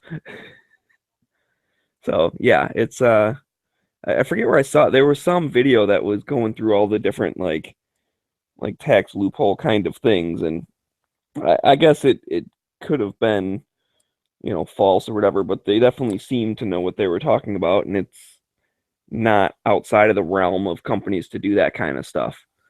Where there's some huge big ass company and they're like, "Oh, we didn't make any profit last year." It's like, really? Because you built 10 new buildings. Like, did those just come out of nowhere? Did you just plant a Well, that's brick a in the water capital and pour water expense, on it, right? and then a building grew, popped up? If you spend money on your company, then that's considered a capital expense. Well, yeah, but I think Glock was accused of some similar schemes. I'm sure most companies do it. I mean, Have you read the book Glock, America's Gun? no, I have not. That's a good one.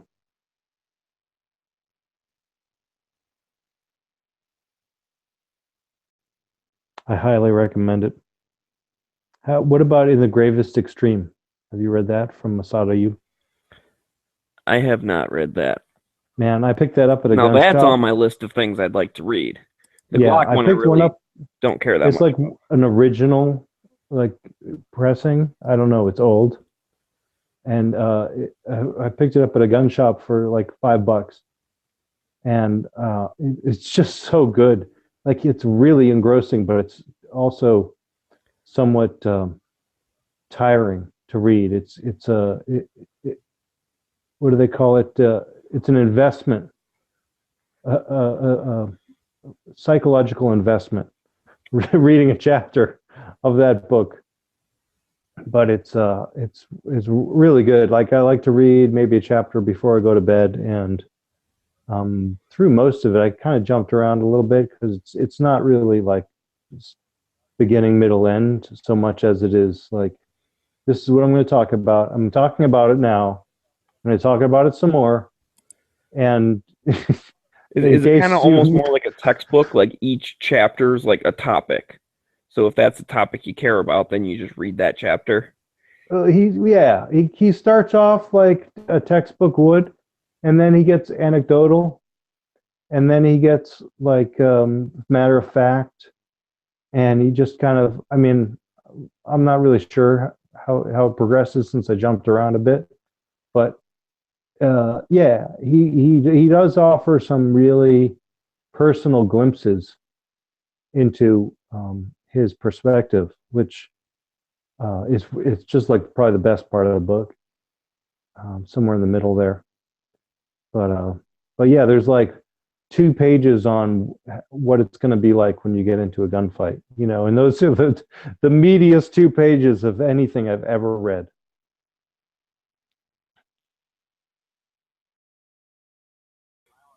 Yeah, but I mean, he definitely, it's like we mentioned in the Daily Show, like it's the wealth of knowledge that guy has and his ability to share it is just, it's not matched by anyone else. In my And I opinion. was always taken aback by the title of the book, in that I felt it was going to be gruesome or unappealing to read. And so it wasn't until I happened to stumble upon it browsing the gun shop one day where I figured, hey, I've got to have this. And then just started reading through it, and it was completely approachable. And, I took right to it. And it's he kind of reels you in through the first couple of chapters. So it's not so like dramatic. And we've talked about this stuff. You've taken a training, you've heard about it.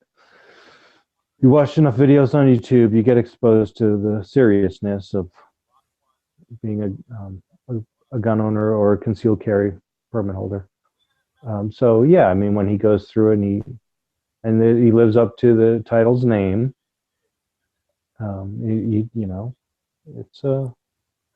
it's a business. It's a real life and death business when you get down to it. All right. Well, I'll be back in a second. So.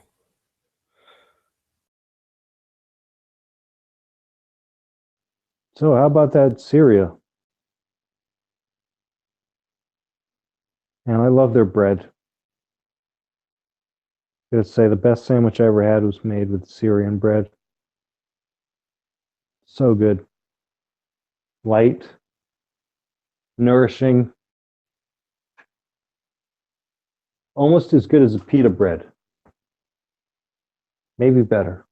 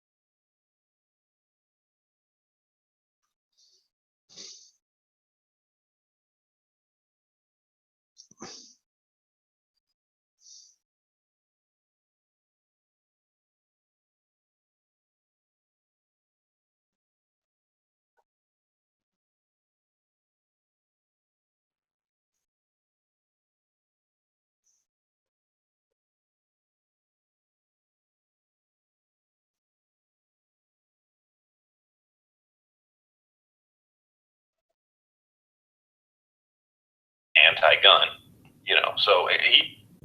There he is. Hey man, what's going on? So are any of your videos showing up? Because I'm looking at all of your videos and not a single ad is pulling up. So it's just the ads. The videos haven't been pulled though.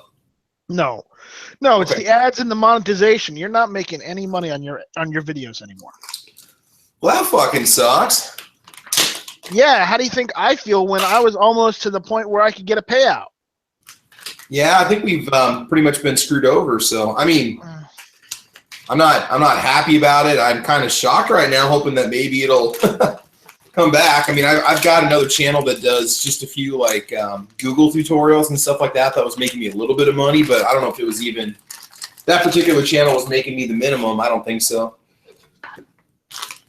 So yeah, that's not cool. Here, I'm gonna pop my headset on real quick That's fine. so it won't be echoing. You know what this means? Yeah. We're gonna have we're gonna have to whore ourselves out just like every other big YouTube channel, and we're gonna have to take actual sponsorships and say good shit about their products, even if they're completely shit, just so that we can, continue doing our videos. Dude, we're still gonna get screwed over because we're gun channels. I mean, because we're a gun. You know what I do? We're pro firearms, so we're No, basically screwed, right? that's not what I mean. I mean, in order for us to cash out. Oh, I got you. Yeah, just start taking handouts from everybody and just hyping up every single product we can get our hands on. Yeah. Yep. If any company wants to contact Night Strike at nightstrike1@gmail.com, I will go ahead and I will whore your product out to the maximum amount that I can so that you get the maximum amount of purchases. There we go. I think what I'll do is I'll just start making Travis Reacts to videos because again, those get a buttload of subs and views. I'll just I react to like music videos. There we go. Old man reacts to music videos. That's what I'm gonna call it. Maybe I'll make a channel where I just go back and do commentary on music videos from the 90s. There we go. We'll watch a video and then talk about it. Now, could I do something like that without getting nailed for copyright infringement or not? I'm sorry, I was yelling at a family member. What were Oh, you no, saying? I understand. I do that all the time. I had to mute, otherwise you guys would hear me yelling at someone for doing something stupid on the computer. I understand, man. Don't worry about it. Don't worry about it. No, it's funny. It's funny. I've got family members. Like my dad, he can program a satellite, but when it comes to using Windows 7, no idea. Well, you got to get them on Windows 10. That's part of the problem. 10 is so No. No. What's that? Absolutely like that? not. To me, 10 is what 7 should have been, or I've got Windows. 10 on my laptop. It's better than 8, but I'm not pushing a new operating system on him. Good Lord, on no. him. Yeah. I mean, but are you okay with 10? Do you like 10? I only like 10 on my laptop because I don't have to have 8 on it. Well, and one nice thing about 10, it doesn't seem to be very resource heavy. Like, the fact you can run it on a $100 tablet, okay, use it functionally. That's definitely a bonus. I've got my my laptop came with 8. I hate 8, even though it came with a touch screen where I can use one of those pens to touch the screen and do stuff. That's great. Yeah. Issue is I don't need it. I never wanted it. I just wanted the laptop part, so I'm just use the laptop part. I'm waiting for Walmart to mark down the HPs. They've got a camo, a mossy oak breakup laptop. Yeah, $359. It's way overpriced. I mean, you get average specs with it. I mean, I don't know. I think the processor, I don't even know if it's like an i5, but it's 4 gigs of RAM max. They basically took a Chromebook and put it in a camouflage shell not really Chromebook, but like just a basic, almost like one of their streams, because you can't upgrade the RAM on it. So I'm like, okay, I'd buy this thing if it goes down to like $200, but $359 is just crazy. I could build myself a decent home machine for that kind of price.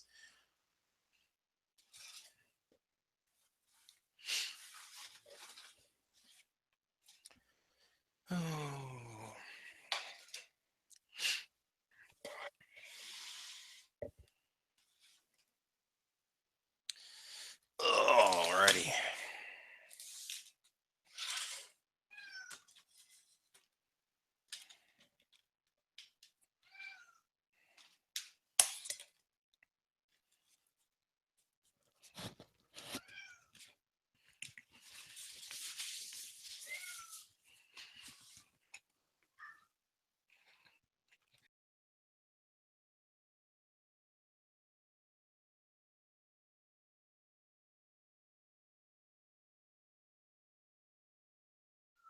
I'm muted. That's why you're not responding.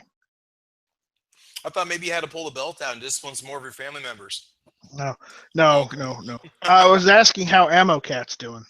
Oh man, she's fine. Actually, her sister Allie passed away overnight. She was almost 22 years old.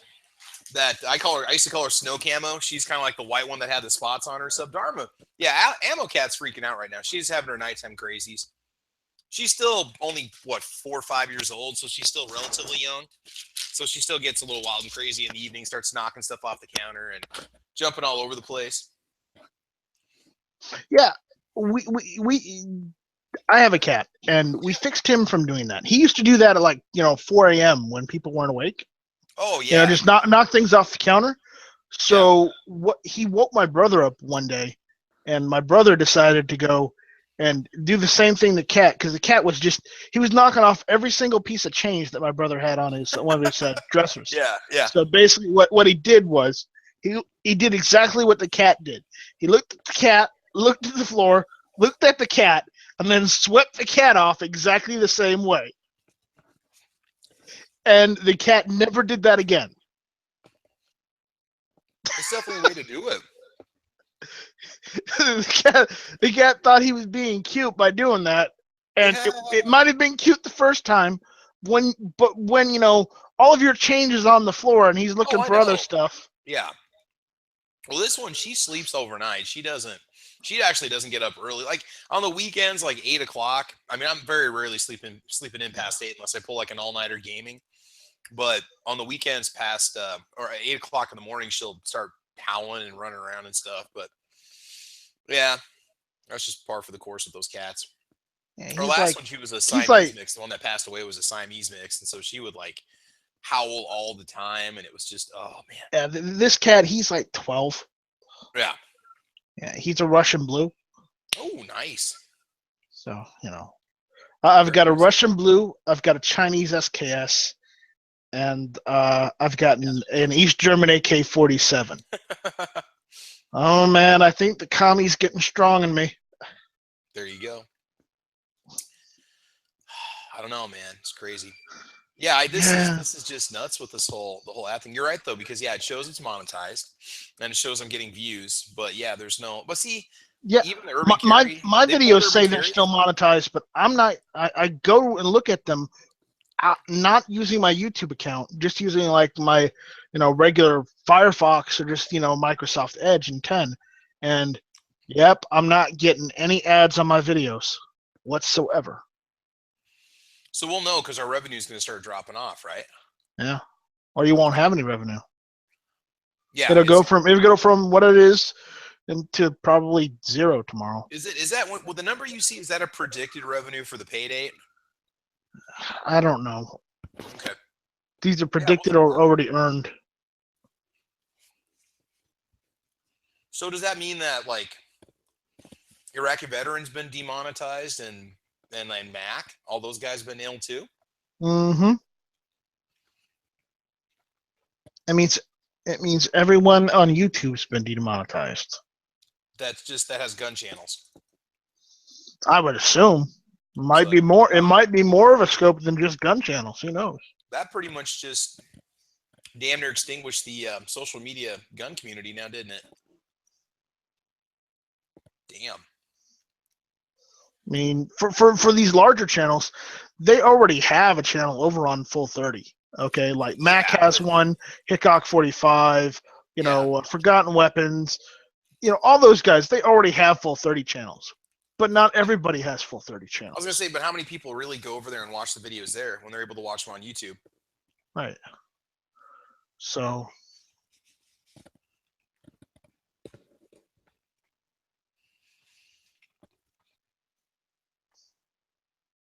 Yeah, man, I don't know. It's just, that's crazy. I wasn't making a whole lot anyway. I mean, there's a few months I made a little bit of money, but yeah, I was making I made between 150 and 200 a month. Then I had a couple decent SHOT Show videos that I put out there that I got like 400 one month, and that was pretty much about it. But the otherwise, it's just like 150 to 200. But I'm also having to make, you know, videos about every 2 days and keep putting out new stuff and keep racking up views. So, well, at least I got the hookup on my guns with the pawn shop owner. All I'm going to be doing is spending money on ammo now. Yeah, I wish I had that kind of hookup. Fuck.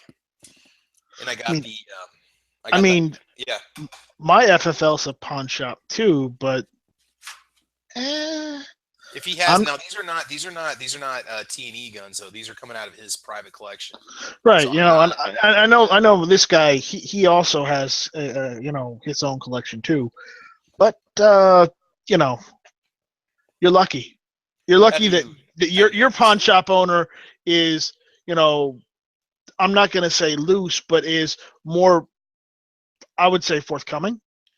Well, he's pretty cool, but he goes, well, let's see. You take my guns and clean them. You shoot them so I know they work. You clean them and give them back to me. He's like, all I'm getting are clean guns in return. He goes, I don't care. He goes, you're doing me a service. He goes, you mentioned my business in your videos. He's like, why wouldn't I? And I'm like, there you go, man. Because that's what I do. And then I get to make a cleaning video out of it, and I get to do a range test, and I get to do, you know, sometimes a tabletop. I don't do a lot of tabletop, so I'd like to let the range video kind of speak for itself. Yeah. I don't know. The tabletop, it's like, yeah, you can talk about the features of the gun and stuff, but until somebody just puts it in their hands and take it to the range, they're going to be the final kind of judge on that. It's cool to talk about the features of new guns and highlight stuff, but, you know, I don't do a whole lot of tabletop reviews. I don't know, I just kind of like lost the motivation because it was nice getting some of that revenue coming in. I mean, it was helping me pay off stuff, and I've bought quite a bit of ammo over the last couple months. I mean, I'm stocked up well for a while for videos and things like that. We got somebody else in here now. Who is that? Me, Marvin. Marvin, where you been? I've been around.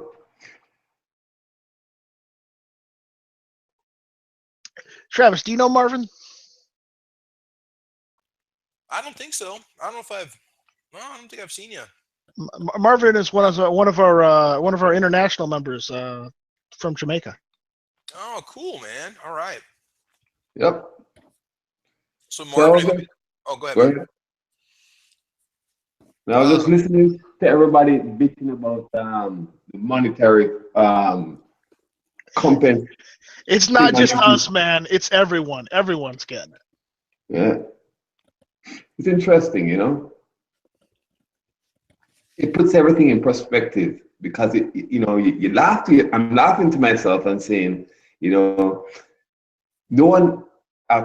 Let's think about it. A company like YouTube, which is a private company, decides to put down their own policies, and people are bitching about their policies. This is, you know, I find it interesting where if I own a company and I say, hey, if you come in here, you can't curse indecent language, or you can't do this. This is my company. This is my office. I choose what to do. If you go on YouTube, you abide by YouTube rules, you know. So I find it interesting.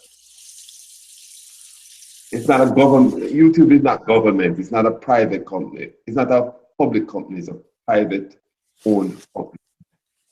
But see, we have something that not every country has. I mean, yours might have it to some degree, but we have the freedom of speech here.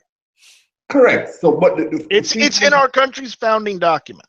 Yes, but freedom of speech is only allowance that I own. I can't come in your house and dictate what I want to do in your house, although I have a freedom of speech. It's your house.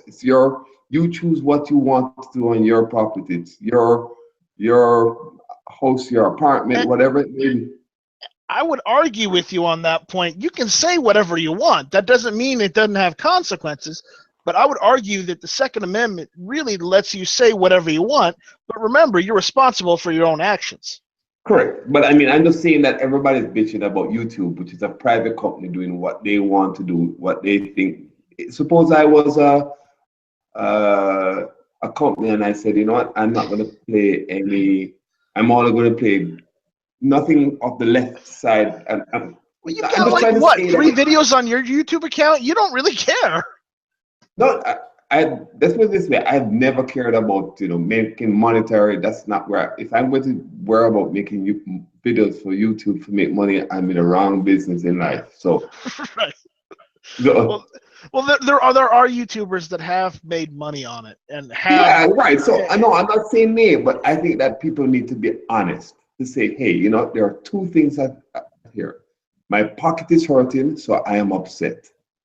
2, YouTube is not saying that you cannot continue to voice your opinion, like freedom of speech, and talk about ammunition, talk about guns.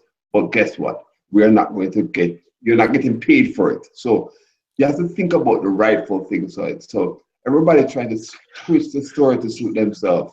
Well, you're misconstruing it. We're not getting paid for it, period.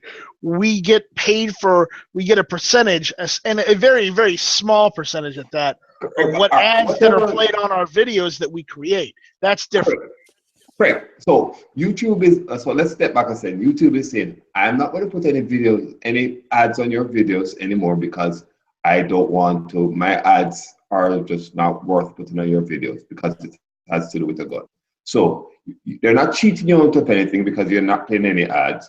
They're just saying that we're not going to pay you.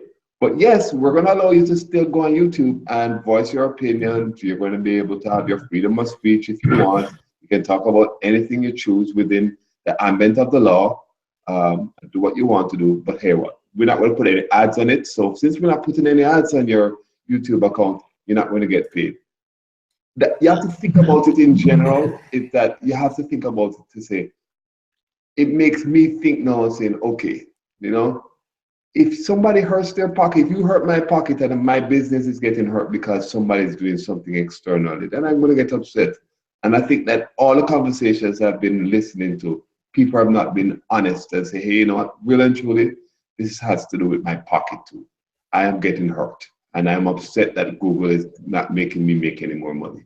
And let's talk about that. I can't speak of freedom of speech. But here's the only thing that really bothers me about all this is that they're still going to allow gamers to make money while they're playing Call of Duty video games. They're going to let movie commercials play that have violent films. They're going to let violent music videos play and get ad revenue that have gun violence and drugs and this and that. And we don't do anything illegal except talk about our guns. Agreed, and how to safely use them and how to how to follow the law and how to protect yourself. And we're getting demonetized. All right, agreed. But it's hypocritical because they're going to allow all these other industries to go ahead and play. Well, agreed. But think about it. If I own a company that are making videos that really aren't doing anything that what I would say is, that's not wholesome or whatever. Then so what you're saying is we'd have more legitimacy if we had a company and we were doing this. So we should go and create a nonprofit company and then we can complain. Is that what you're having a problem with, Marvin? No. I'm not saying that. I'm just saying that I'm not having a problem with. I'm just saying that we have to be honest. The big players in the market. So Yankee, Matt, G-Webs,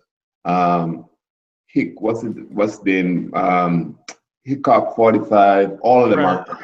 So those are the bigger players in the market, and there are some bigger ones. And just the ones at the top of my head. They are going to complain because you know what? It hurts their pocket, and maybe some of them that's their primarily financial gain. That's where they make their money. That's their day-to-day salary or weekly salary. Obviously, you're going to complain. And rightfully so, you're getting hurt. But in being honest with yourself, if you're going to complain to say that Google is taking your freedom of speech, you are being disingenuous because you're still allowed to go on YouTube and make videos. You're still allowed to do anything you want. All is happening is saying that these big marketing companies choose not to make place their ads on channels. They can do anything. If I own Coca-Cola and I said, you know what, I don't want to place my ad on a left-wing feminist abortion site.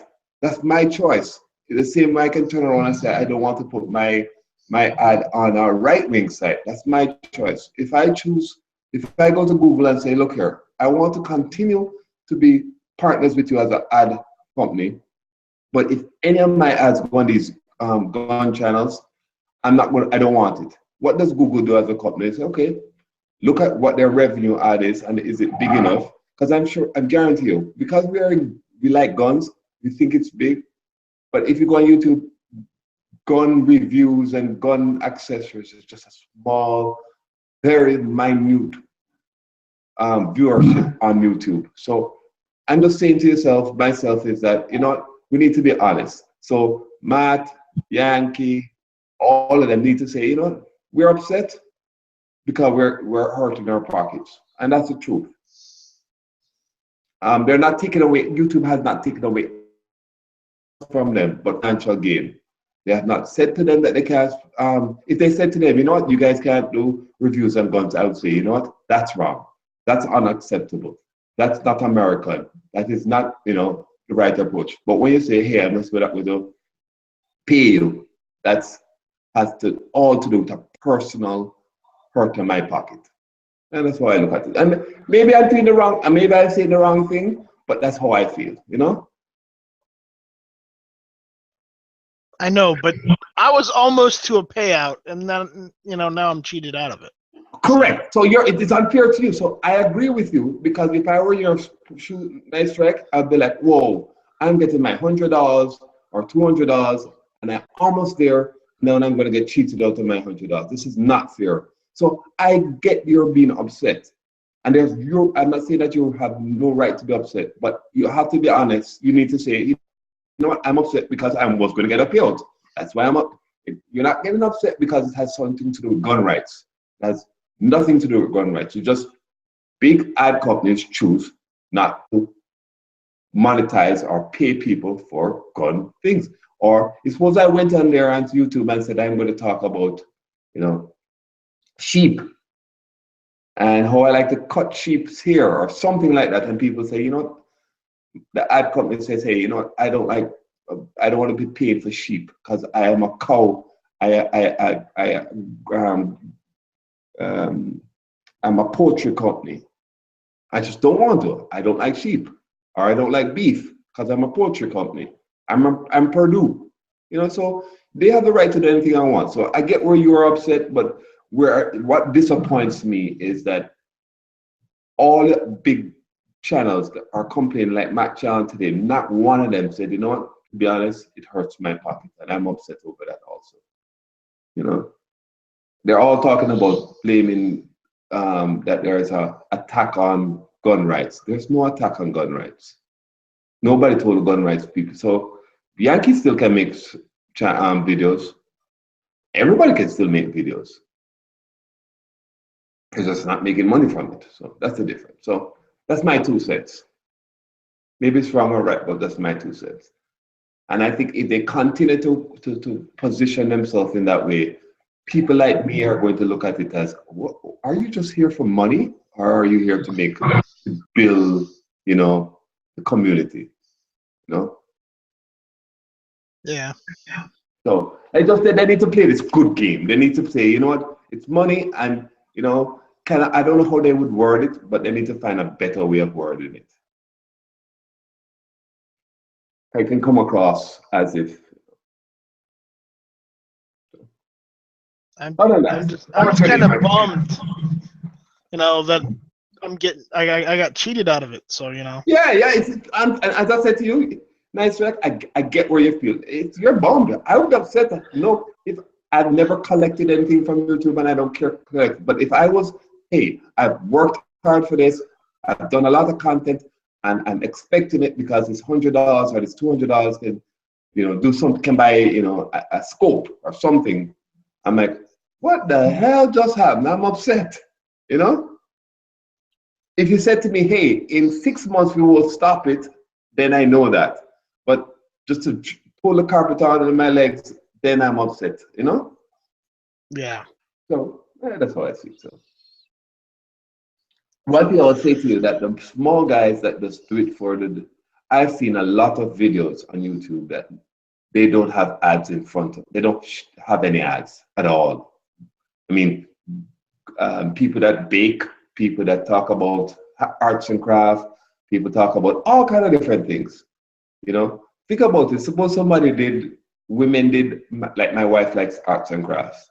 She's never done a video, but suppose she went and did videos, and all of a sudden companies would say, hey, I don't want to do any arts and craft. For her, she wouldn't care because she just has a passion about arts and craft. And she's doing it just to share her knowledge about arts and craft. But if she went on there and said, hey, you know what? I can't believe they're doing this, then it makes people think and say, hey, do you really like arts and craft or do you like the money? So Yankee and all of them need to be very smart in the way they position themselves.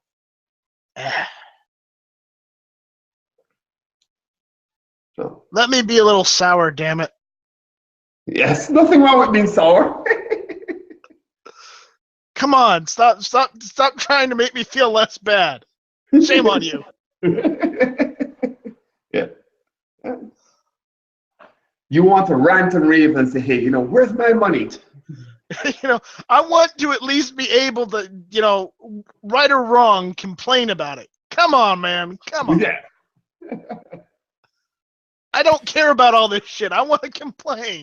Shit. Nice strike. Now you and I can go stand on the corner at our local Walmart with a cardboard cutout, and it's going to say, need money for ammo. Now I can legitimately do it without people saying that I'm making fun of the homeless population. All right.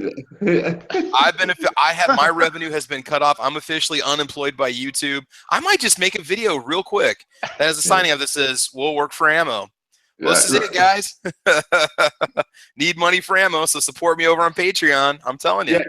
And what's going to happen is that Patreon is going to be the revenue for a lot of these YouTubers. Because they're going to now say, this is what if I was Yankee and Hickok 45, I'd be like, okay, let me not argue over this. I'm just going to say, hey, you know what? It's what it is. It's what it is. I'm just going to tell everybody to go to Patreon, and they may make more money. They may say, hey, just give me $5 a month, and say you have, how much does Yankee have? 200,000, 250,000. He's got like 525, I think. Yankee? Yeah. So, and he has 500 and something patrons. So, double that or triple that, Yeah. That's where your money is at now. That's where you put good content. It's free. And you remind people, hey, this content is free. It costs me to make ammo. It costs me to fire the guns. It costs me to do all kinds of different things to share this with you. I have to buy equipment and just asking for $5. You'd be surprised how much money you make more. So if I were you now, Nike Strike, I'd be like, okay, all of my hit or miss on Tuesdays, I'd have Patreon. I'd tell people, hey, it costs us money to make these ads, these things. Donate. Right. Yeah, I just didn't want to have to do that off the bat. I like just having the ads that way. It was more convenient for me, so I didn't have to. You were being lazy. No, not more or less lazy. Matt mentioned this. He didn't want to have to beg for money, is what it was. No, but you're begging with honesty. So you're begging, you're saying to them, there hey. You go. There you go, man. Such a fine line between clever and stupidity, baby. I will do what Matt did, what I told Matt should do. I will just look into my inner hobo and just get that cardboard sign out and say, and write on it. We should do a whole series of videos where we're all just standing out there on the corner with the sign. I should just stand on the corner and say, need money for ammo. All right, guys, here's the deal. I've been officially demonetized for doing nothing wrong, so. And you be honest. You say, hey, and I think that is where I was saying that people need to be honest. They say, hey, look here, I'm demonetized. I used to make money from this. I have a passion for it, but it cost me money to fire these guns. It cost me money to buy another gun to share review. It costs me a lot of money. So guess what? I'm asking you to help me so that I can continue to provide good content. And there's nothing wrong with saying that. That's being honest, and that means that the consumer that's consuming your content is saying, you know what? Night Strike, Travis, Yankee, Matt, everybody's upfront and honest and saying, hey, you know what? Like anything else, if I go on Netflix, I pay $13. If I have Google, YouTube Red or whatever it is, I pay whatever, $10. I'm willing to pay for it if you're upfront and tell me what I'm getting, you know? So that is why I'm saying to you, you need to, as Night Strike, need to position yourself better by saying, hey, hit and miss. We plan, we think about it, we do a lot of things, we want to do a lot of more content. I can't do that because that's what Hit or Miss is about. It's not about planning whatsoever. It's about not having a plan at all. Okay, well, you need to tell them that, hey, you know. That's why it's called Hit or Miss, Marvin. You know, I got to know. You're right.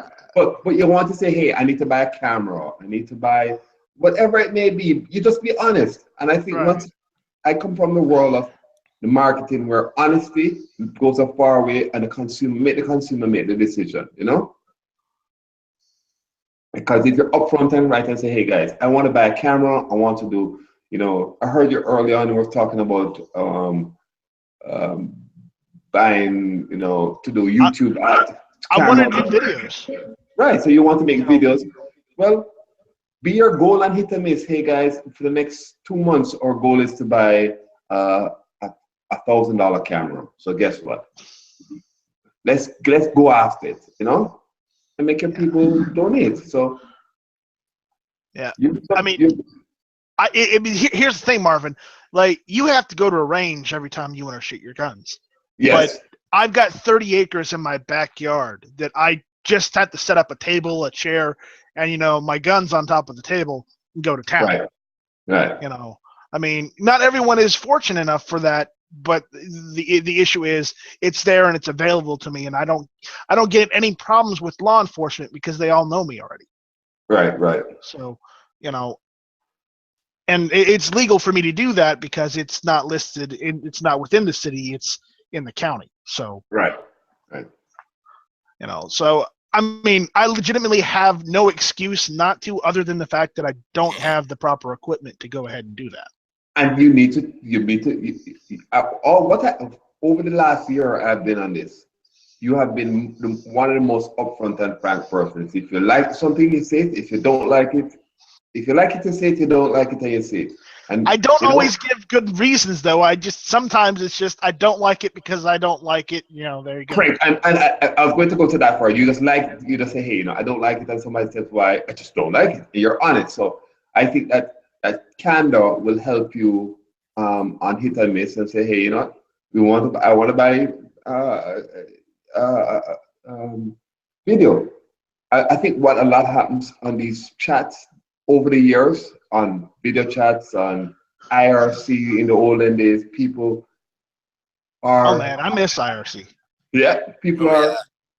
I stopped using it because a lot of these companies went after people because people were using it for piracy. I won't lie and say I never used it for that, but everybody did at one point. Cough, cough. But I stopped doing that, so I'm digging myself deeper in the hole. I know it, but damn it, you get where I'm coming from. Yeah. That hole is pretty deep now. I don't think I'll ever get out.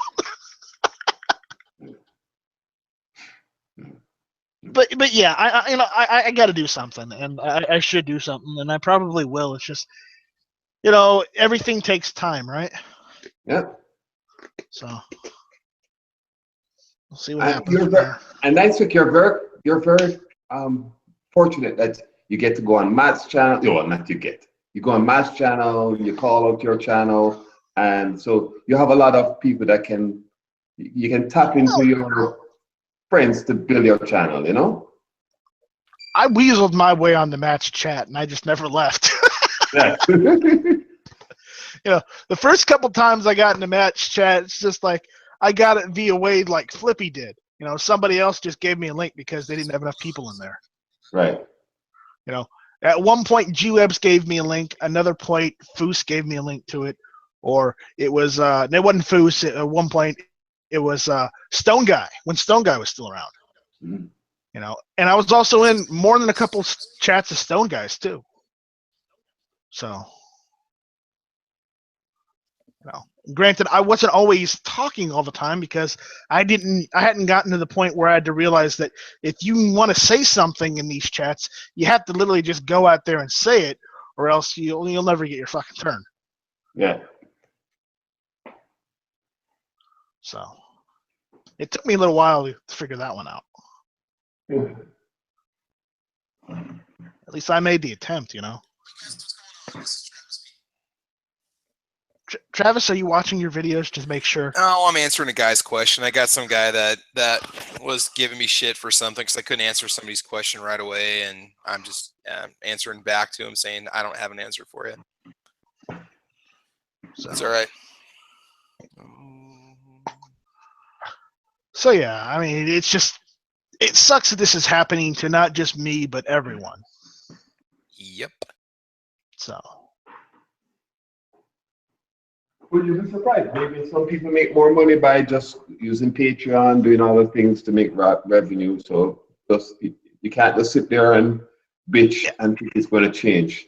But I can also see, well, you're being optimistic about this, hoping everybody uses Patreon. I can see the reverse happening. Only some people use Patreon. And then all the smaller channels that are trying to get out there and get exposure, they're not going to get that exposure, and they're not going to get revenue from ads so they can continue doing their videos. They're just going to disappear.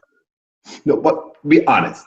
Most of the videos I watch, I would say 95% of the videos I watch are not Mats, not G-Webs, not Yankees, not Hickory 45, or small people just showing that they carried their gun to the range and was doing simple things like mounting a scope on their rifle. They don't have no ads. They have nothing. They just have, and they have maybe 5 videos. It's that many. When I Google something, I'm like, okay, I need to repair a barrel bushing on my 45. Hickok doesn't repair a barrel bushing on his channel. He does reviews. So I just do a quick Google and I say, oh yeah, this is how I watch repair it. So 99% of my Google skills or YouTube skills is just fixing something, or just want to look at something quickly, or I'm buying a new gun and I'm like, let me see what the reviews are. 90% of the times it's not any one of those big boys. So I don't know why they have so much content, so much people, because Google never sends me to them first. And when they send to me first, I usually don't watch theirs, because in my mind, I'm thinking that, hey, they have a position to play, meaning that they're so big that I don't know if they're being influenced by Smith & Wesson, by Ruger, because Ruger has an interest to make sure that they give them a perfect gun. So when Ruger sends a gun to them and says, hey, here's a gun, it is polished, it's well taken care of, and Hitchcock knows that Ruger, he wants to get more things from Ruger, so he's not going to call this gun a horrible gun. But for somebody like you, like Night Strike, that has nothing, no skin in the game, don't really care, he's going to be as honest as whatever he wants to be. Said like, this is shit. I won't get sent that gun. That's why. Because I'm not saying anything nice about it. Here's the thing. That's not to say that, if I was presented by a whole bunch of companies to go and review their products, that's not to say, I'll be honest, the temptation to sell out might be too great for me, just because of the factor that I would be getting sponsorships, because Correct. that would be seen as like a sponsor. Correct. So you are put in a position where it is you're very general. So that means that if the gun is horrible, you're saying it's okay, it has some issues, but Smith & Wesson is a good company, so you kind of word it in a way that it doesn't really beat it up. But when you buy that gun for yourself, or you have a relationship with a gun store or your local gun store where you can say, hey, you know, I want to do a video on a gun and I want to shoot it at your range, and I'm just going to do the video there. And so they just lend it to you. It costs you really nothing because you're not buying the gun. And you don't have any skin in the game. You don't care. You're just providing true, real content based on your feeling of the gun. Yeah. The gun Travis does that. I don't. But that's not the gun store. It's not his his gun store's guns. It's the owner's guns. Right. He's borrowing from the owner, you know, out of his collection, not what's in that store.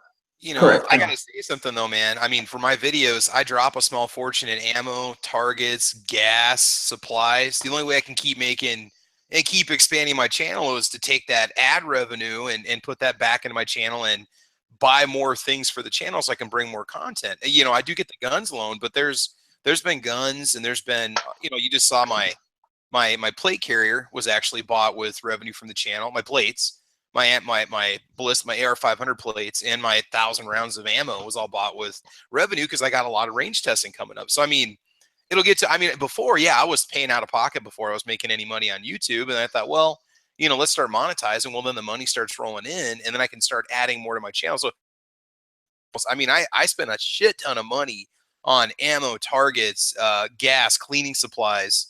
And that just means that you're going to have to scale that much back. Right. Well, I mean, I've got a good stock up of things I can burn through for quite a while, or just pay out of pocket. But after that, you're pretty much you're out. Yeah, I'm just going to be paying out of he, pocket. You know.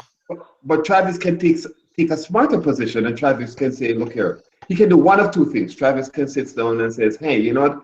Oh, on me, I make no more money. So, or he can say, you know what?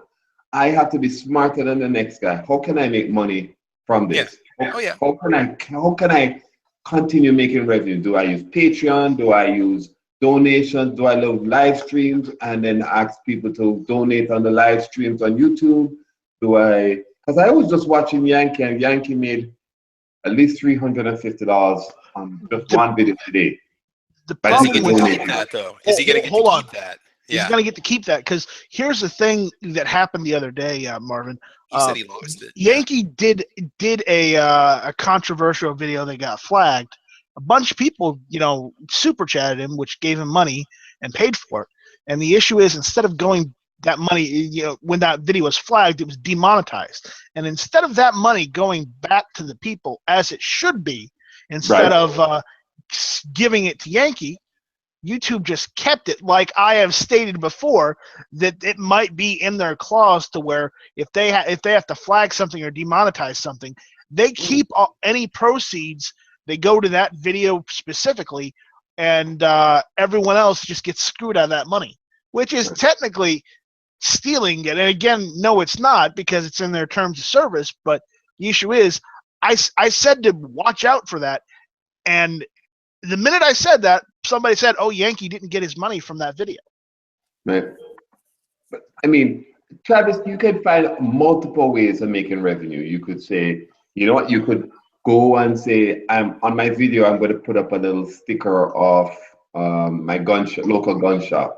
I'm going to put up a sticker. You can do multiple things that can continue to make revenue, you know? Well, that's what I do. You know, the guy loans the guns to me because I clean them and take them out and shoot them and clean them and then give them back to him. And it's nothing out of pocket for me. And it's good advertising for him. And I got Hornady ammunition 80 miles away from where I live. I could call them and say, hey, would you be willing to donate boxes of shells to my channel, or a couple boxes, and I can feature it in a video.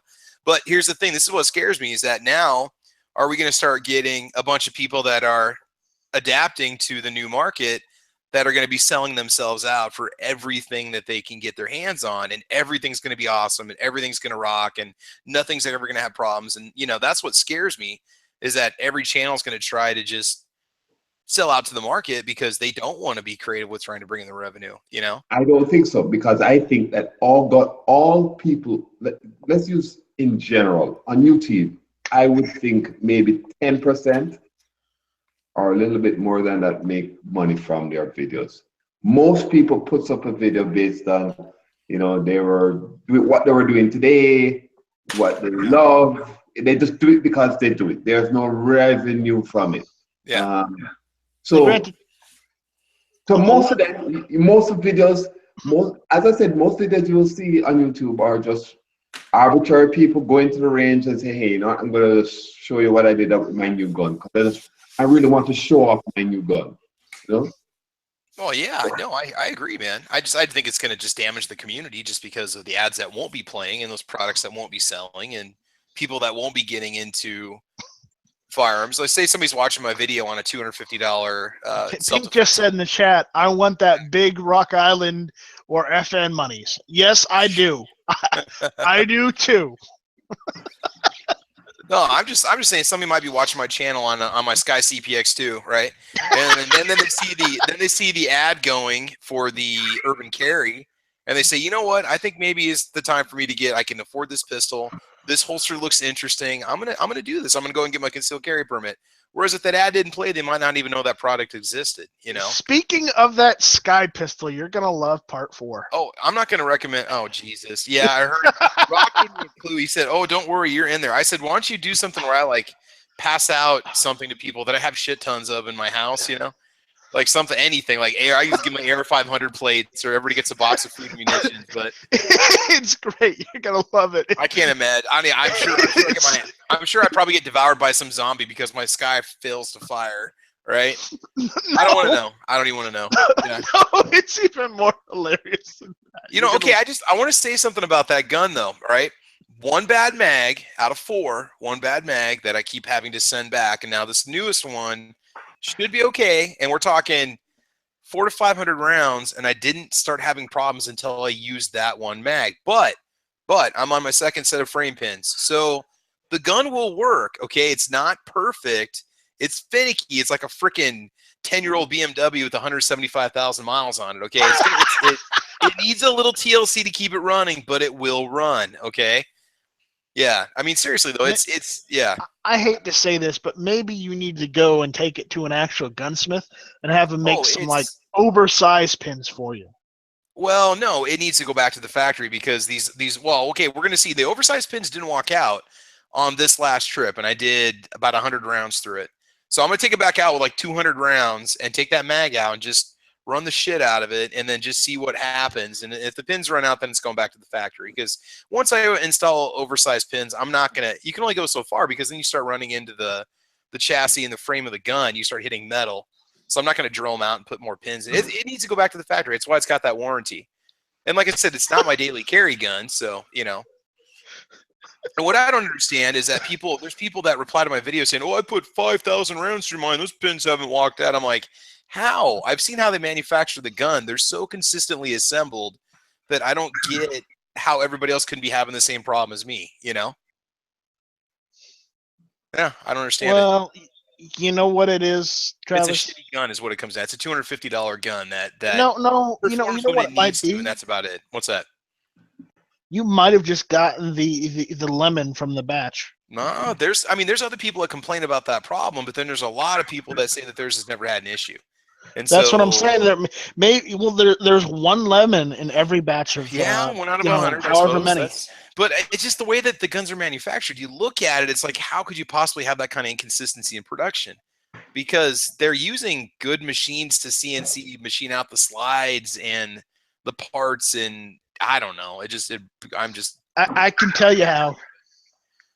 Crappy plastic for the polymer frame. I don't know. You tell me, man. Too small. Yeah, maybe people, instead of finishing the work and doing everything they should be on each and every gun after when they make it, maybe some guys just skipped out early on work and then got around to it whenever they got back to work. Somebody was drilling my frame holes and it was a little out of spec, and then before you know it, yeah. They went home for for the night, and then came back and did it in the morning when they hadn't had their third cup of coffee yet.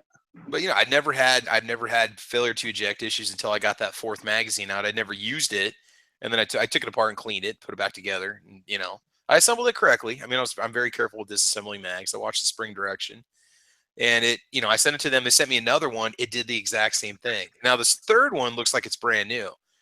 There's no finish wear on it and stuff. It's like it came in like a baggie with some factory packing oil on it and stuff. I mean, it looked freaking, way better than even the ones that came with the gun.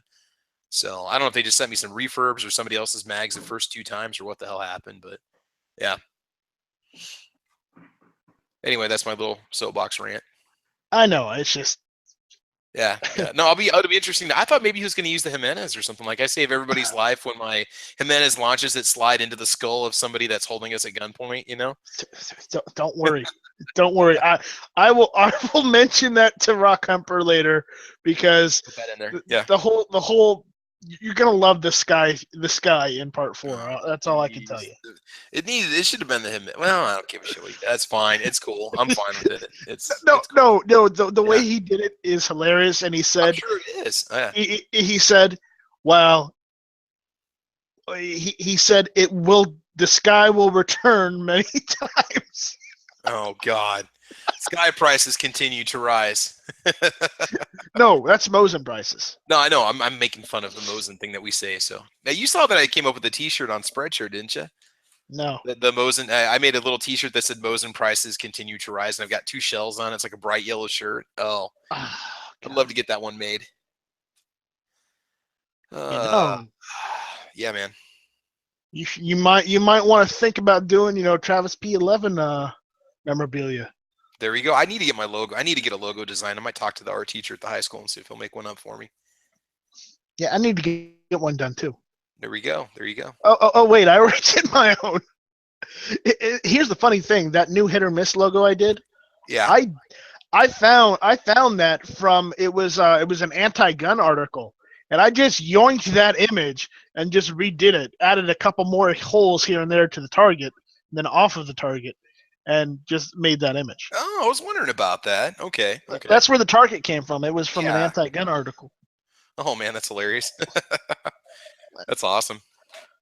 You know how the anti-gunners sometimes use art articles and art images to make Oh yeah. Yeah. their stance more believable. Yes. So I figured, you know what? I'll go take one of their images and use one of theirs. There we go. Apparently, they were not amused.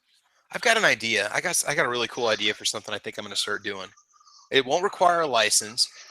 I can do what I do right now. I can do it in my spare time. I would function as a gun consultant for somebody who doesn't know where to start to get themselves a handgun. I could help them with the whole process, everything from taking them to get their purchase permit. I know it's bullshit. To the concealed carry class, to guide them along the path to being confident with the firearm. Ooh. Okay, whatever you're thinking, let me in on it because I totally want to help. Think about that. Like we could franchise out. Like somebody says, look, I want to take. Or I got a nephew. He needs a first gun. I want you to go with him and help him pick out his first gun, or like something along those lines. It'd be a gun consultant for somebody who I don't even know if there'd be any call for, but you could advertise services. Hey, are you interested in getting a firearm? Do you not know where to start? Are you afraid to just go to the store and buy something? I will help you. There you go. The problem is that people don't have that problem here in South Carolina. Well, there's I got a lot of friends that oh yeah, I'd like to get my concealed carry permit. I'm looking at a first gun. I don't know what I should do. They'll call me and ask me questions and stuff, and I'm like, oh shit. There we go. Yeah, They passed the constitutional carry bill in the House yesterday. They went through a vote here in South Carolina, so maybe it won't get killed in the committee this time in the Senate because the Senate has the Republican majority too, and the Judiciary Chairman is not the same asshole rhino that's been in there for like 10 years. Yeah. He got ousted by an actual Republican with a better NRA rating. Ooh, very nice. So, and here's the thing: this bill is actually backed by the NRA. So crossing my fingers. Crossing. Nice. So the other ones weren't so much. I mean, they were like, yeah, we're for this bill and yada yada yada. But I went and called them out for not supporting it last year. Yeah. But hopefully this year they'll step up. Man, this is nuts. And ours, they were talking about what the hell was it? We were looking at doing constitutional carry for Nebraska, but the local law enforcement, like I don't think it was the sheriffs, but like the police chief of a couple of the police chiefs of the biggest cities in our state came out complaining against it, saying, "Oh, it's just going to put more guns everywhere and it's going to make everything more dangerous for everybody." And I'm like, "Wow, thanks, bro. Appreciate it." I guess it's job security for you when I get shot, isn't it?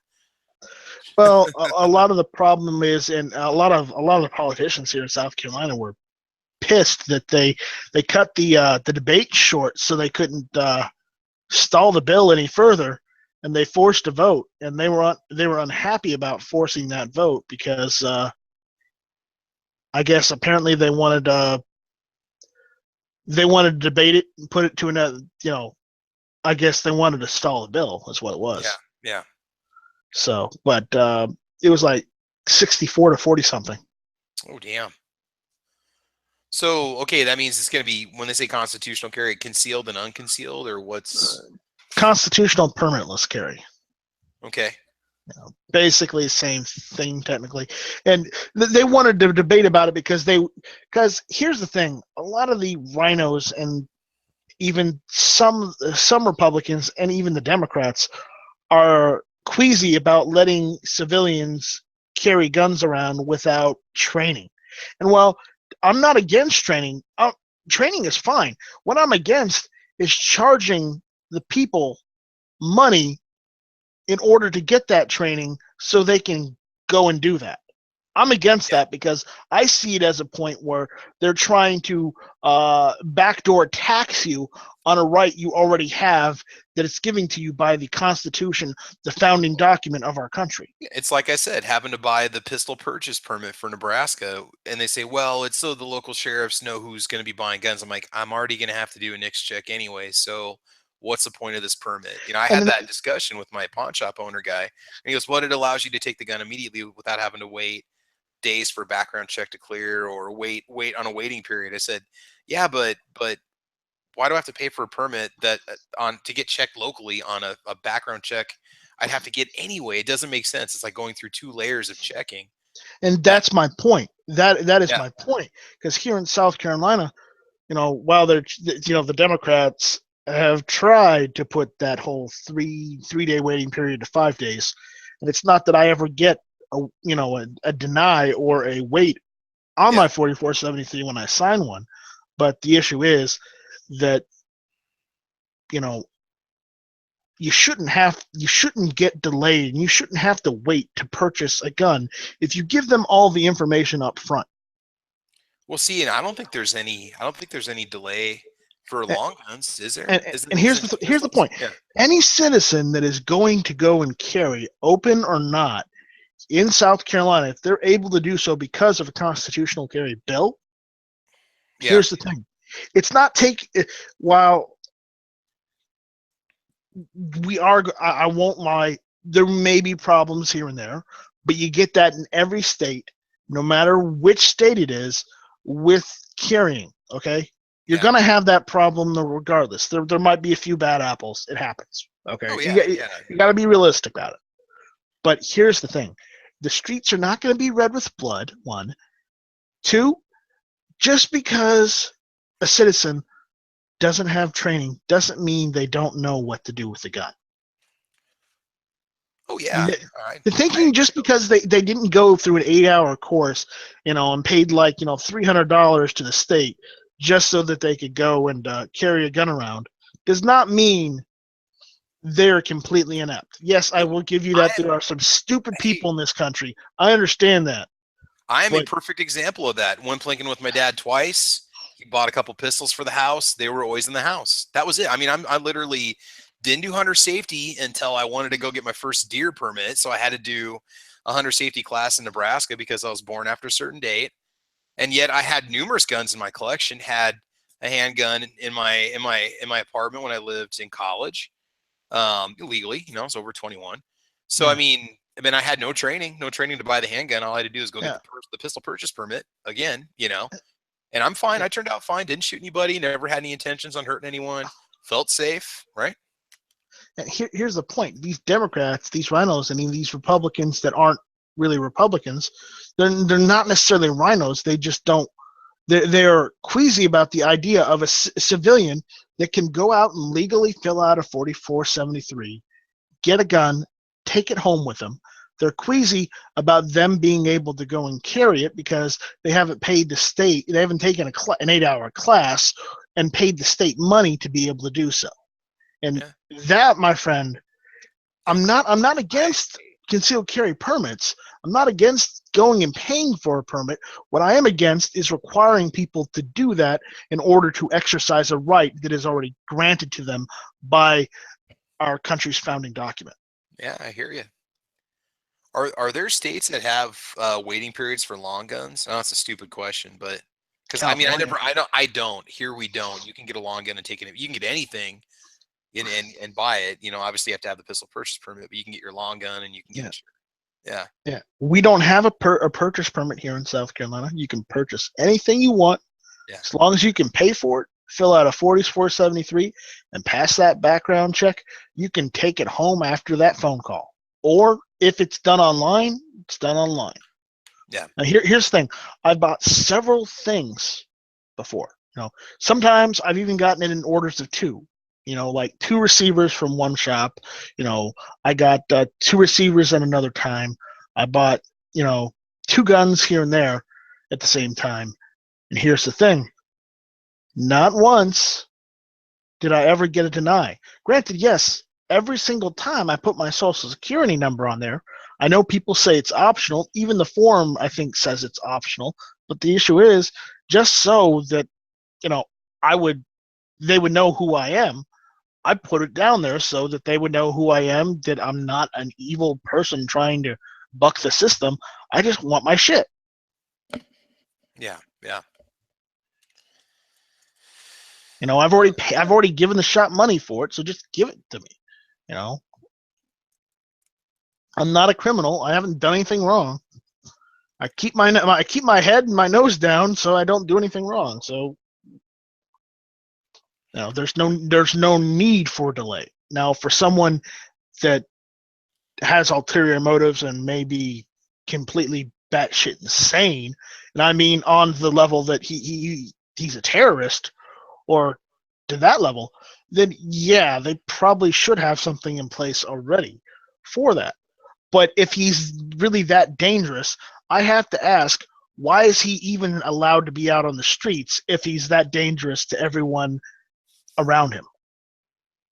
Yeah, that's a good point. I mean, and that's the case with the Charleston shooter guy. Apparently, believe it or not, he already had warrants for his arrest out there before he went and bought those guns. Yeah, so, just didn't really make much of a difference now, did it? No. So what the hell? And I hate to use that guy that did that in Charleston, but the issue is everyone's trying to say, oh, we got to fix that Charleston 3-day loophole. Like, loophole. It's not a loophole. And I only worry that if they actually did succeed in changing that from 3 to 5 days, that would delay everyone's 4473. Not just, guys that are a little iffy with the FBI, but it would prevent anyone from taking anything home same day after the FBI says yes.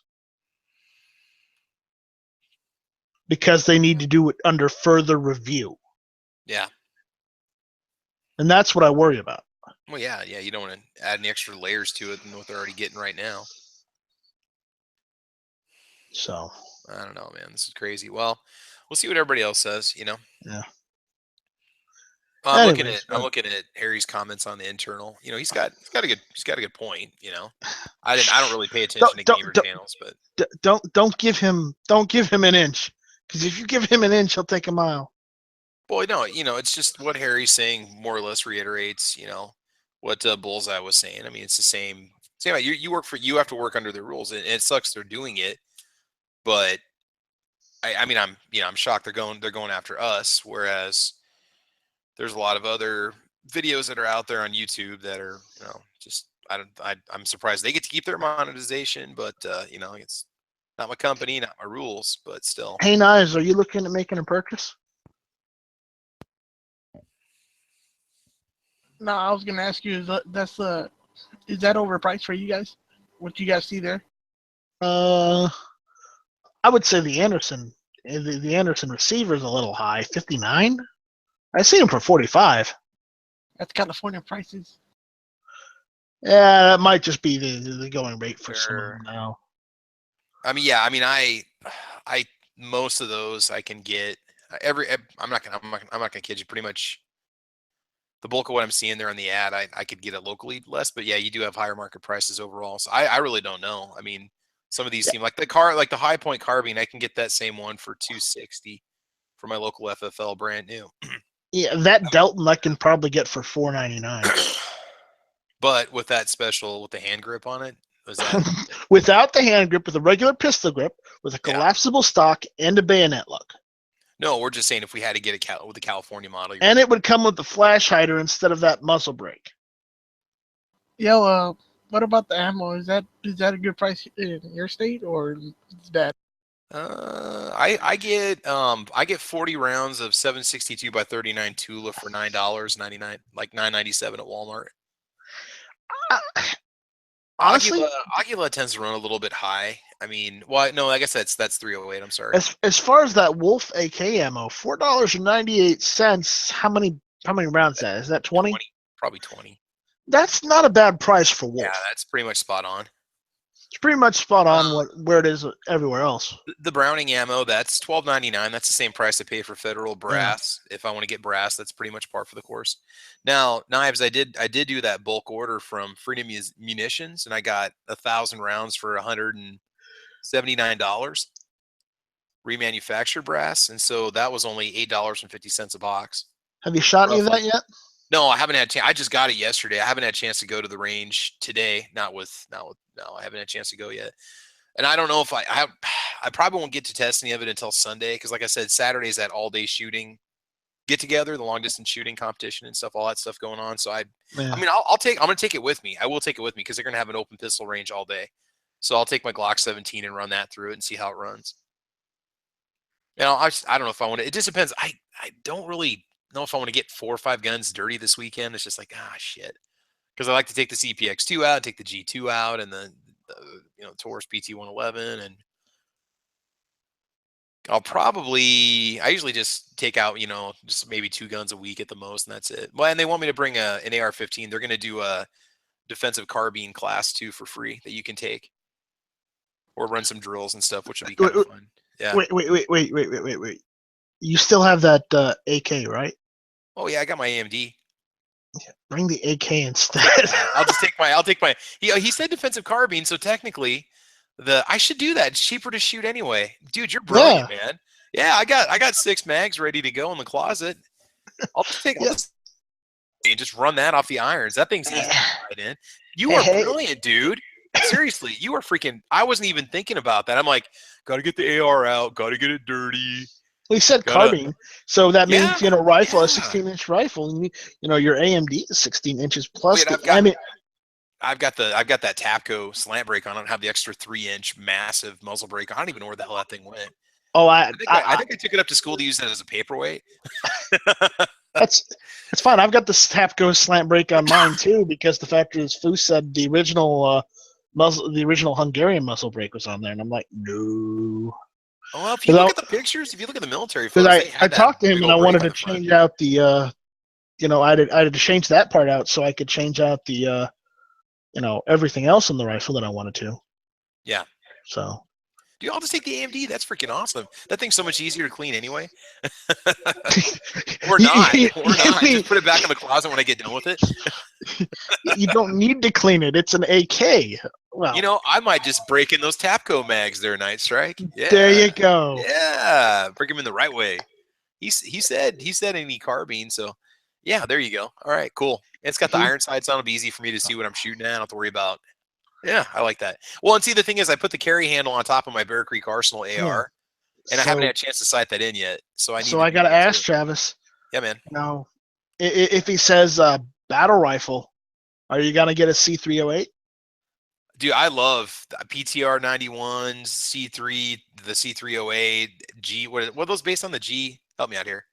The C308s are based on the HK91 / Setnies. Yeah, no, dude, I love those, man. I totally dig them, man. Yeah. So Raph was looking at getting one, and then the price went up to like $6 something, and I was still able to find them. I found one still for like $560 something for him the other day. Would it be worth the price just to pay the premium and get like a PTR 91 GI model for 900 or 800? Well, are you going to get a little bit better grade components inside since they manufacture? You might get a little bit better grade because they're not surplus parts. Yeah. But you're still going to get a good rifle regardless. Yeah. So. Yeah. I mean, if you Century doesn't always make bad shit. Sometimes they have problems. It's just like your Sky pistol. Sometimes you get thousands of good ones, and then you get a couple hundred bad ones. And I didn't get into Century stuff at all until I bought the RAS-47, and then I started watching their videos and started. And you realize you should have gotten a C39 V2. No. Well, I didn't for a C39 at that point. They were a lot more expensive anyway. So I mean, I ended up getting the RAS-47 at the time. I bought it a year ago. It was like $549. They're normally over $650. They're like around $650 or something like that. $699, and then the C39s are $799. It depends because they go on sale. But I mean, I only did a couple hundred rounds through it, and I honestly didn't even watch video. All I watched was all caught up in the Jaeger hype and the. I'm only teasing you, right? The Herman videos. Well, but then I started seeing the Trunnion stuff, and I'm like, crap, why did I buy this thing? But then I thought to myself, I don't even have 5,000 rounds to run through it. When am I going to run 5,000 rounds through it? Do I really care? And I went and bought a Headspace no-go gauge. Round, that gauge, yeah. And then I just decided to sell it. Like I said, I only did 200 rounds through it. It was fine.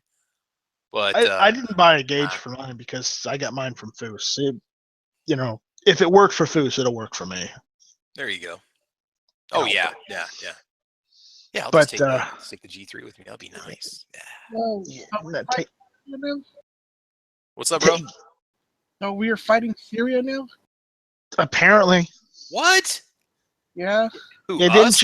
We sent troops over? Not troops. We fired like 50-something Tomahawk missiles at a Syrian airbase that supposedly was used to gas the rebels. Okay, now what I heard was that it was a rebel stockpile that got blown up. It was on their own. It was their own stockpile, and that shit came back on them.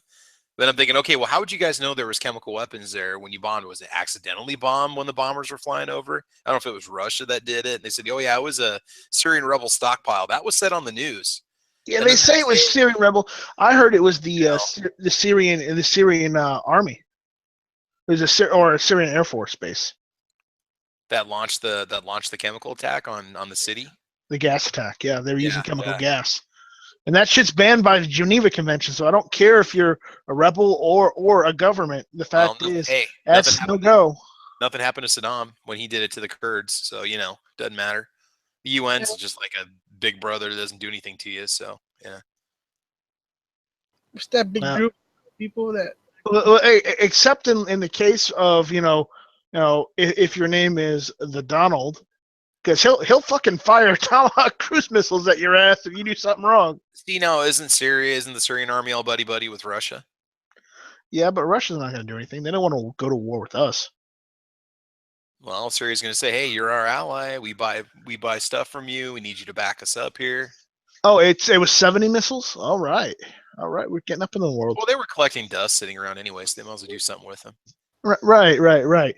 Here's the thing, we got enough AKs in our country now that we can technically fight Russia on their own ground. Hold on. They don't want none of this. They don't want nothing to do with the Donald. That's what they just saw. Yeah, I thought that Trump and Putin were bros, man. I thought they they're bros. They're like bros. I mean, they hang out and watch TV and stuff. They game together on Xbox. Spend Christmas together. That kind of thing. Yep. Is that motherfucker married? Putin? Yeah. Lord knows. If he even has children, I'd be afraid of those children.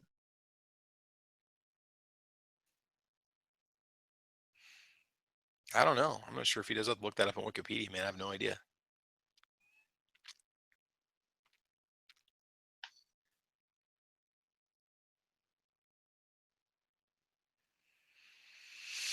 I'll have to check out the news now and see what's going on. He was married. Yeah. He got a divorce. Probably killed her after that. Nah, probably not.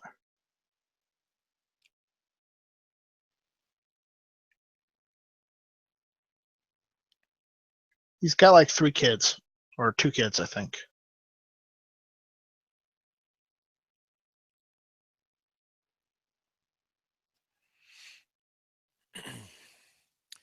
Yeah, you don't really ever hear anything about the family.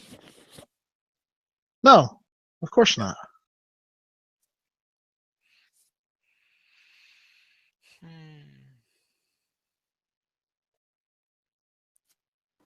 I'm hungry. You're always hungry. I hear you, dude.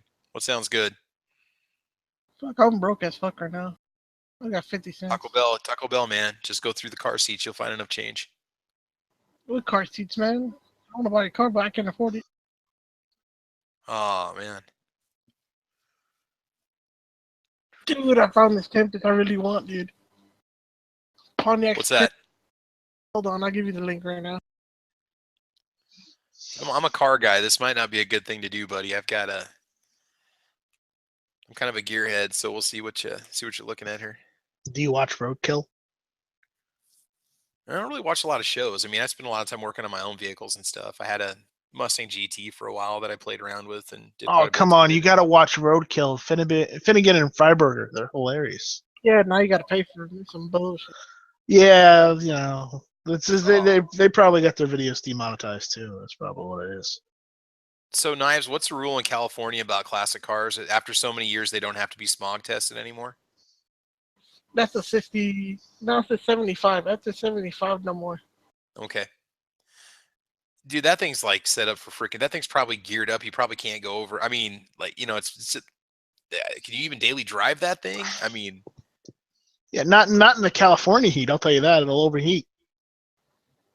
Well, no, it's probably got wicked radiators and electric fans on it and stuff. I'm just saying, well, yeah, it does look. I thought maybe it was all set up for like a quarter mile or something. Yeah. No, I don't like that. Okay, no, that's badass little rod there, man. Oh, I don't like the steering wheel. You don't like the steering wheel? It'd be comfortable though. Yeah, I don't like it either. It doesn't have zip ties on it. You and your rope. I'm sorry, that's a roadkill joke. They use zip ties for everything when they fix cars. Oh yeah. One of the episodes, they had some guys from Australia do the same thing, but they have much nicer cars. They gave him an old Impala with like a big block Chevy engine in it, and the steering wheel was put in place with zip ties. There you go, man. Heck yeah. So you know, if I get a car, the steering wheel has to have zip ties on it. Yeah, man. Knives, I say you should go ahead and get it, dude. That's pretty sweet. I mean, that's an easy car to work on. Look how much room you got for that engine to access stuff. A piece of cake, man. All I gotta find me a fucking manual. I mean, it's missing the third brake. That's what my brother calls it. So you're in the Santa Clarita area? I'm in Long Beach. A little bit by LA. Long Beach, man. Ugh. Sorry to hear that. Lisa, did I die? Okay, Snoop. That's right. It's all right. Don't worry, man. I was a big gangster rap fan back in the day. Dude, everybody was, man. Seriously. Not me. Probably before Knives was born, so yeah. Nah, my uncle used to. Warren G. Yeah, good stuff. Wait, Knives, how old are you again? Like, I'm about to be 30 by this year. Oh, I'm sorry. Yeah, so you would have been 5 when I was 5 or 6 when I was in high school. When were you in high school, Travis? 90s. I graduated in 95. Not me. I started high school in 97. Yep. Of course, if he's turning 30 this year, that means I'm turning 34. Shit, where did all my years go? Knives, just jump up on the Pacific Coast Highway and just take that around, and then go up the Simi Valley over to Santa Clarita. You'd have a nice little drive, man. Now you Might want remember? to not stop in Inglewood, just kind of keep going. But Wow. Hey, Travis. yo, Songs from the Ghetto Bird. what's that? The Ghetto Bird from Ice Cube. The album or the song or what? There's a song called The Ghetto Bird. I don't know if I know that one. You should listen to Ice it. Cube, I got to be honest with you. With Ice Cube, his hits that were on MTV when they played music videos, I mean, I knew all those. I never really bought his albums because I had Snoop and Dre and NWA and Two Live Crew, and I mean, this is just stuff that was popular with teens. But but I had a lot of just some of the more popular stuff. But I never really, him and Tupac. I know it sounds terrible, but I never really, not that I didn't like their music, but I never really listened to it exclusively. I've never listened to Tupac. I'm more of a big. Yeah, he's not. I mean, like his more like Changes or California Love and Hey Mama and stuff like that. I mean, I know the more popular songs that he had, but there was so much music I listened to back in high school. I listened to everything. Dude, I was more the MCs. I think they got more techniques than regular rappers. Yeah. So yeah, you said you like the Wu-Tang Clan, right? Yeah, remember the Gravediggers? Oh yeah, God yes. I got the. They had like 2 or 3 hits, and they're good. They're not bad, but the Wu-Tang Clan, I would always listen to them, but just like the last 10 years, I started getting more of their albums and kind of collecting more, like getting more of all the other stuff that they did on their own, their solo work. Yeah, all the taggers, all listen to Wu-Tang. That's what you know. I like it because it's just so original. I can't stand. I mean, not every. And the funny part is, a lot of my students listen to underground hip hop. They claim, they say, "Oh, it's underground hip hop," and it sounds. It's because they're fucking hipsters. That's why. Well, no. Underground hip hop actually sounds more like the hip hop we had, back in the day. It was more original. It wasn't like 15 guys featured in one song with the same stuff over and over again. It's actually not bad. It's more true to the style, more true to the sound, but. I don't believe it. Yeah. But I mean, it's nothing like commercial rap music or hip hop like you hear on the radio today. It's totally different. It's good. It's a little more of its pure form. I like it. But I saw the Wu-Tang Clan live in Des Moines, Iowa, 2 summers ago. It was unbelievable. Everybody was there that was still alive.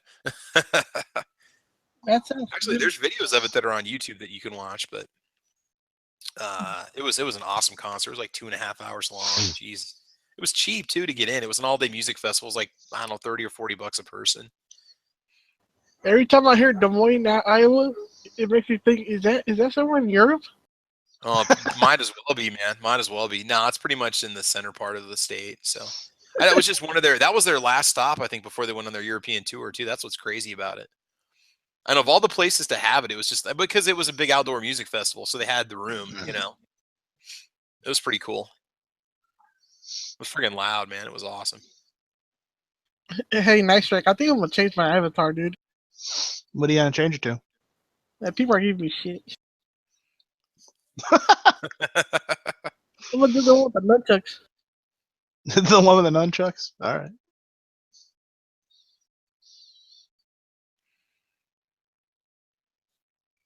Fat turtle with the nunchucks. I don't have it on me, but I know the one you're talking about.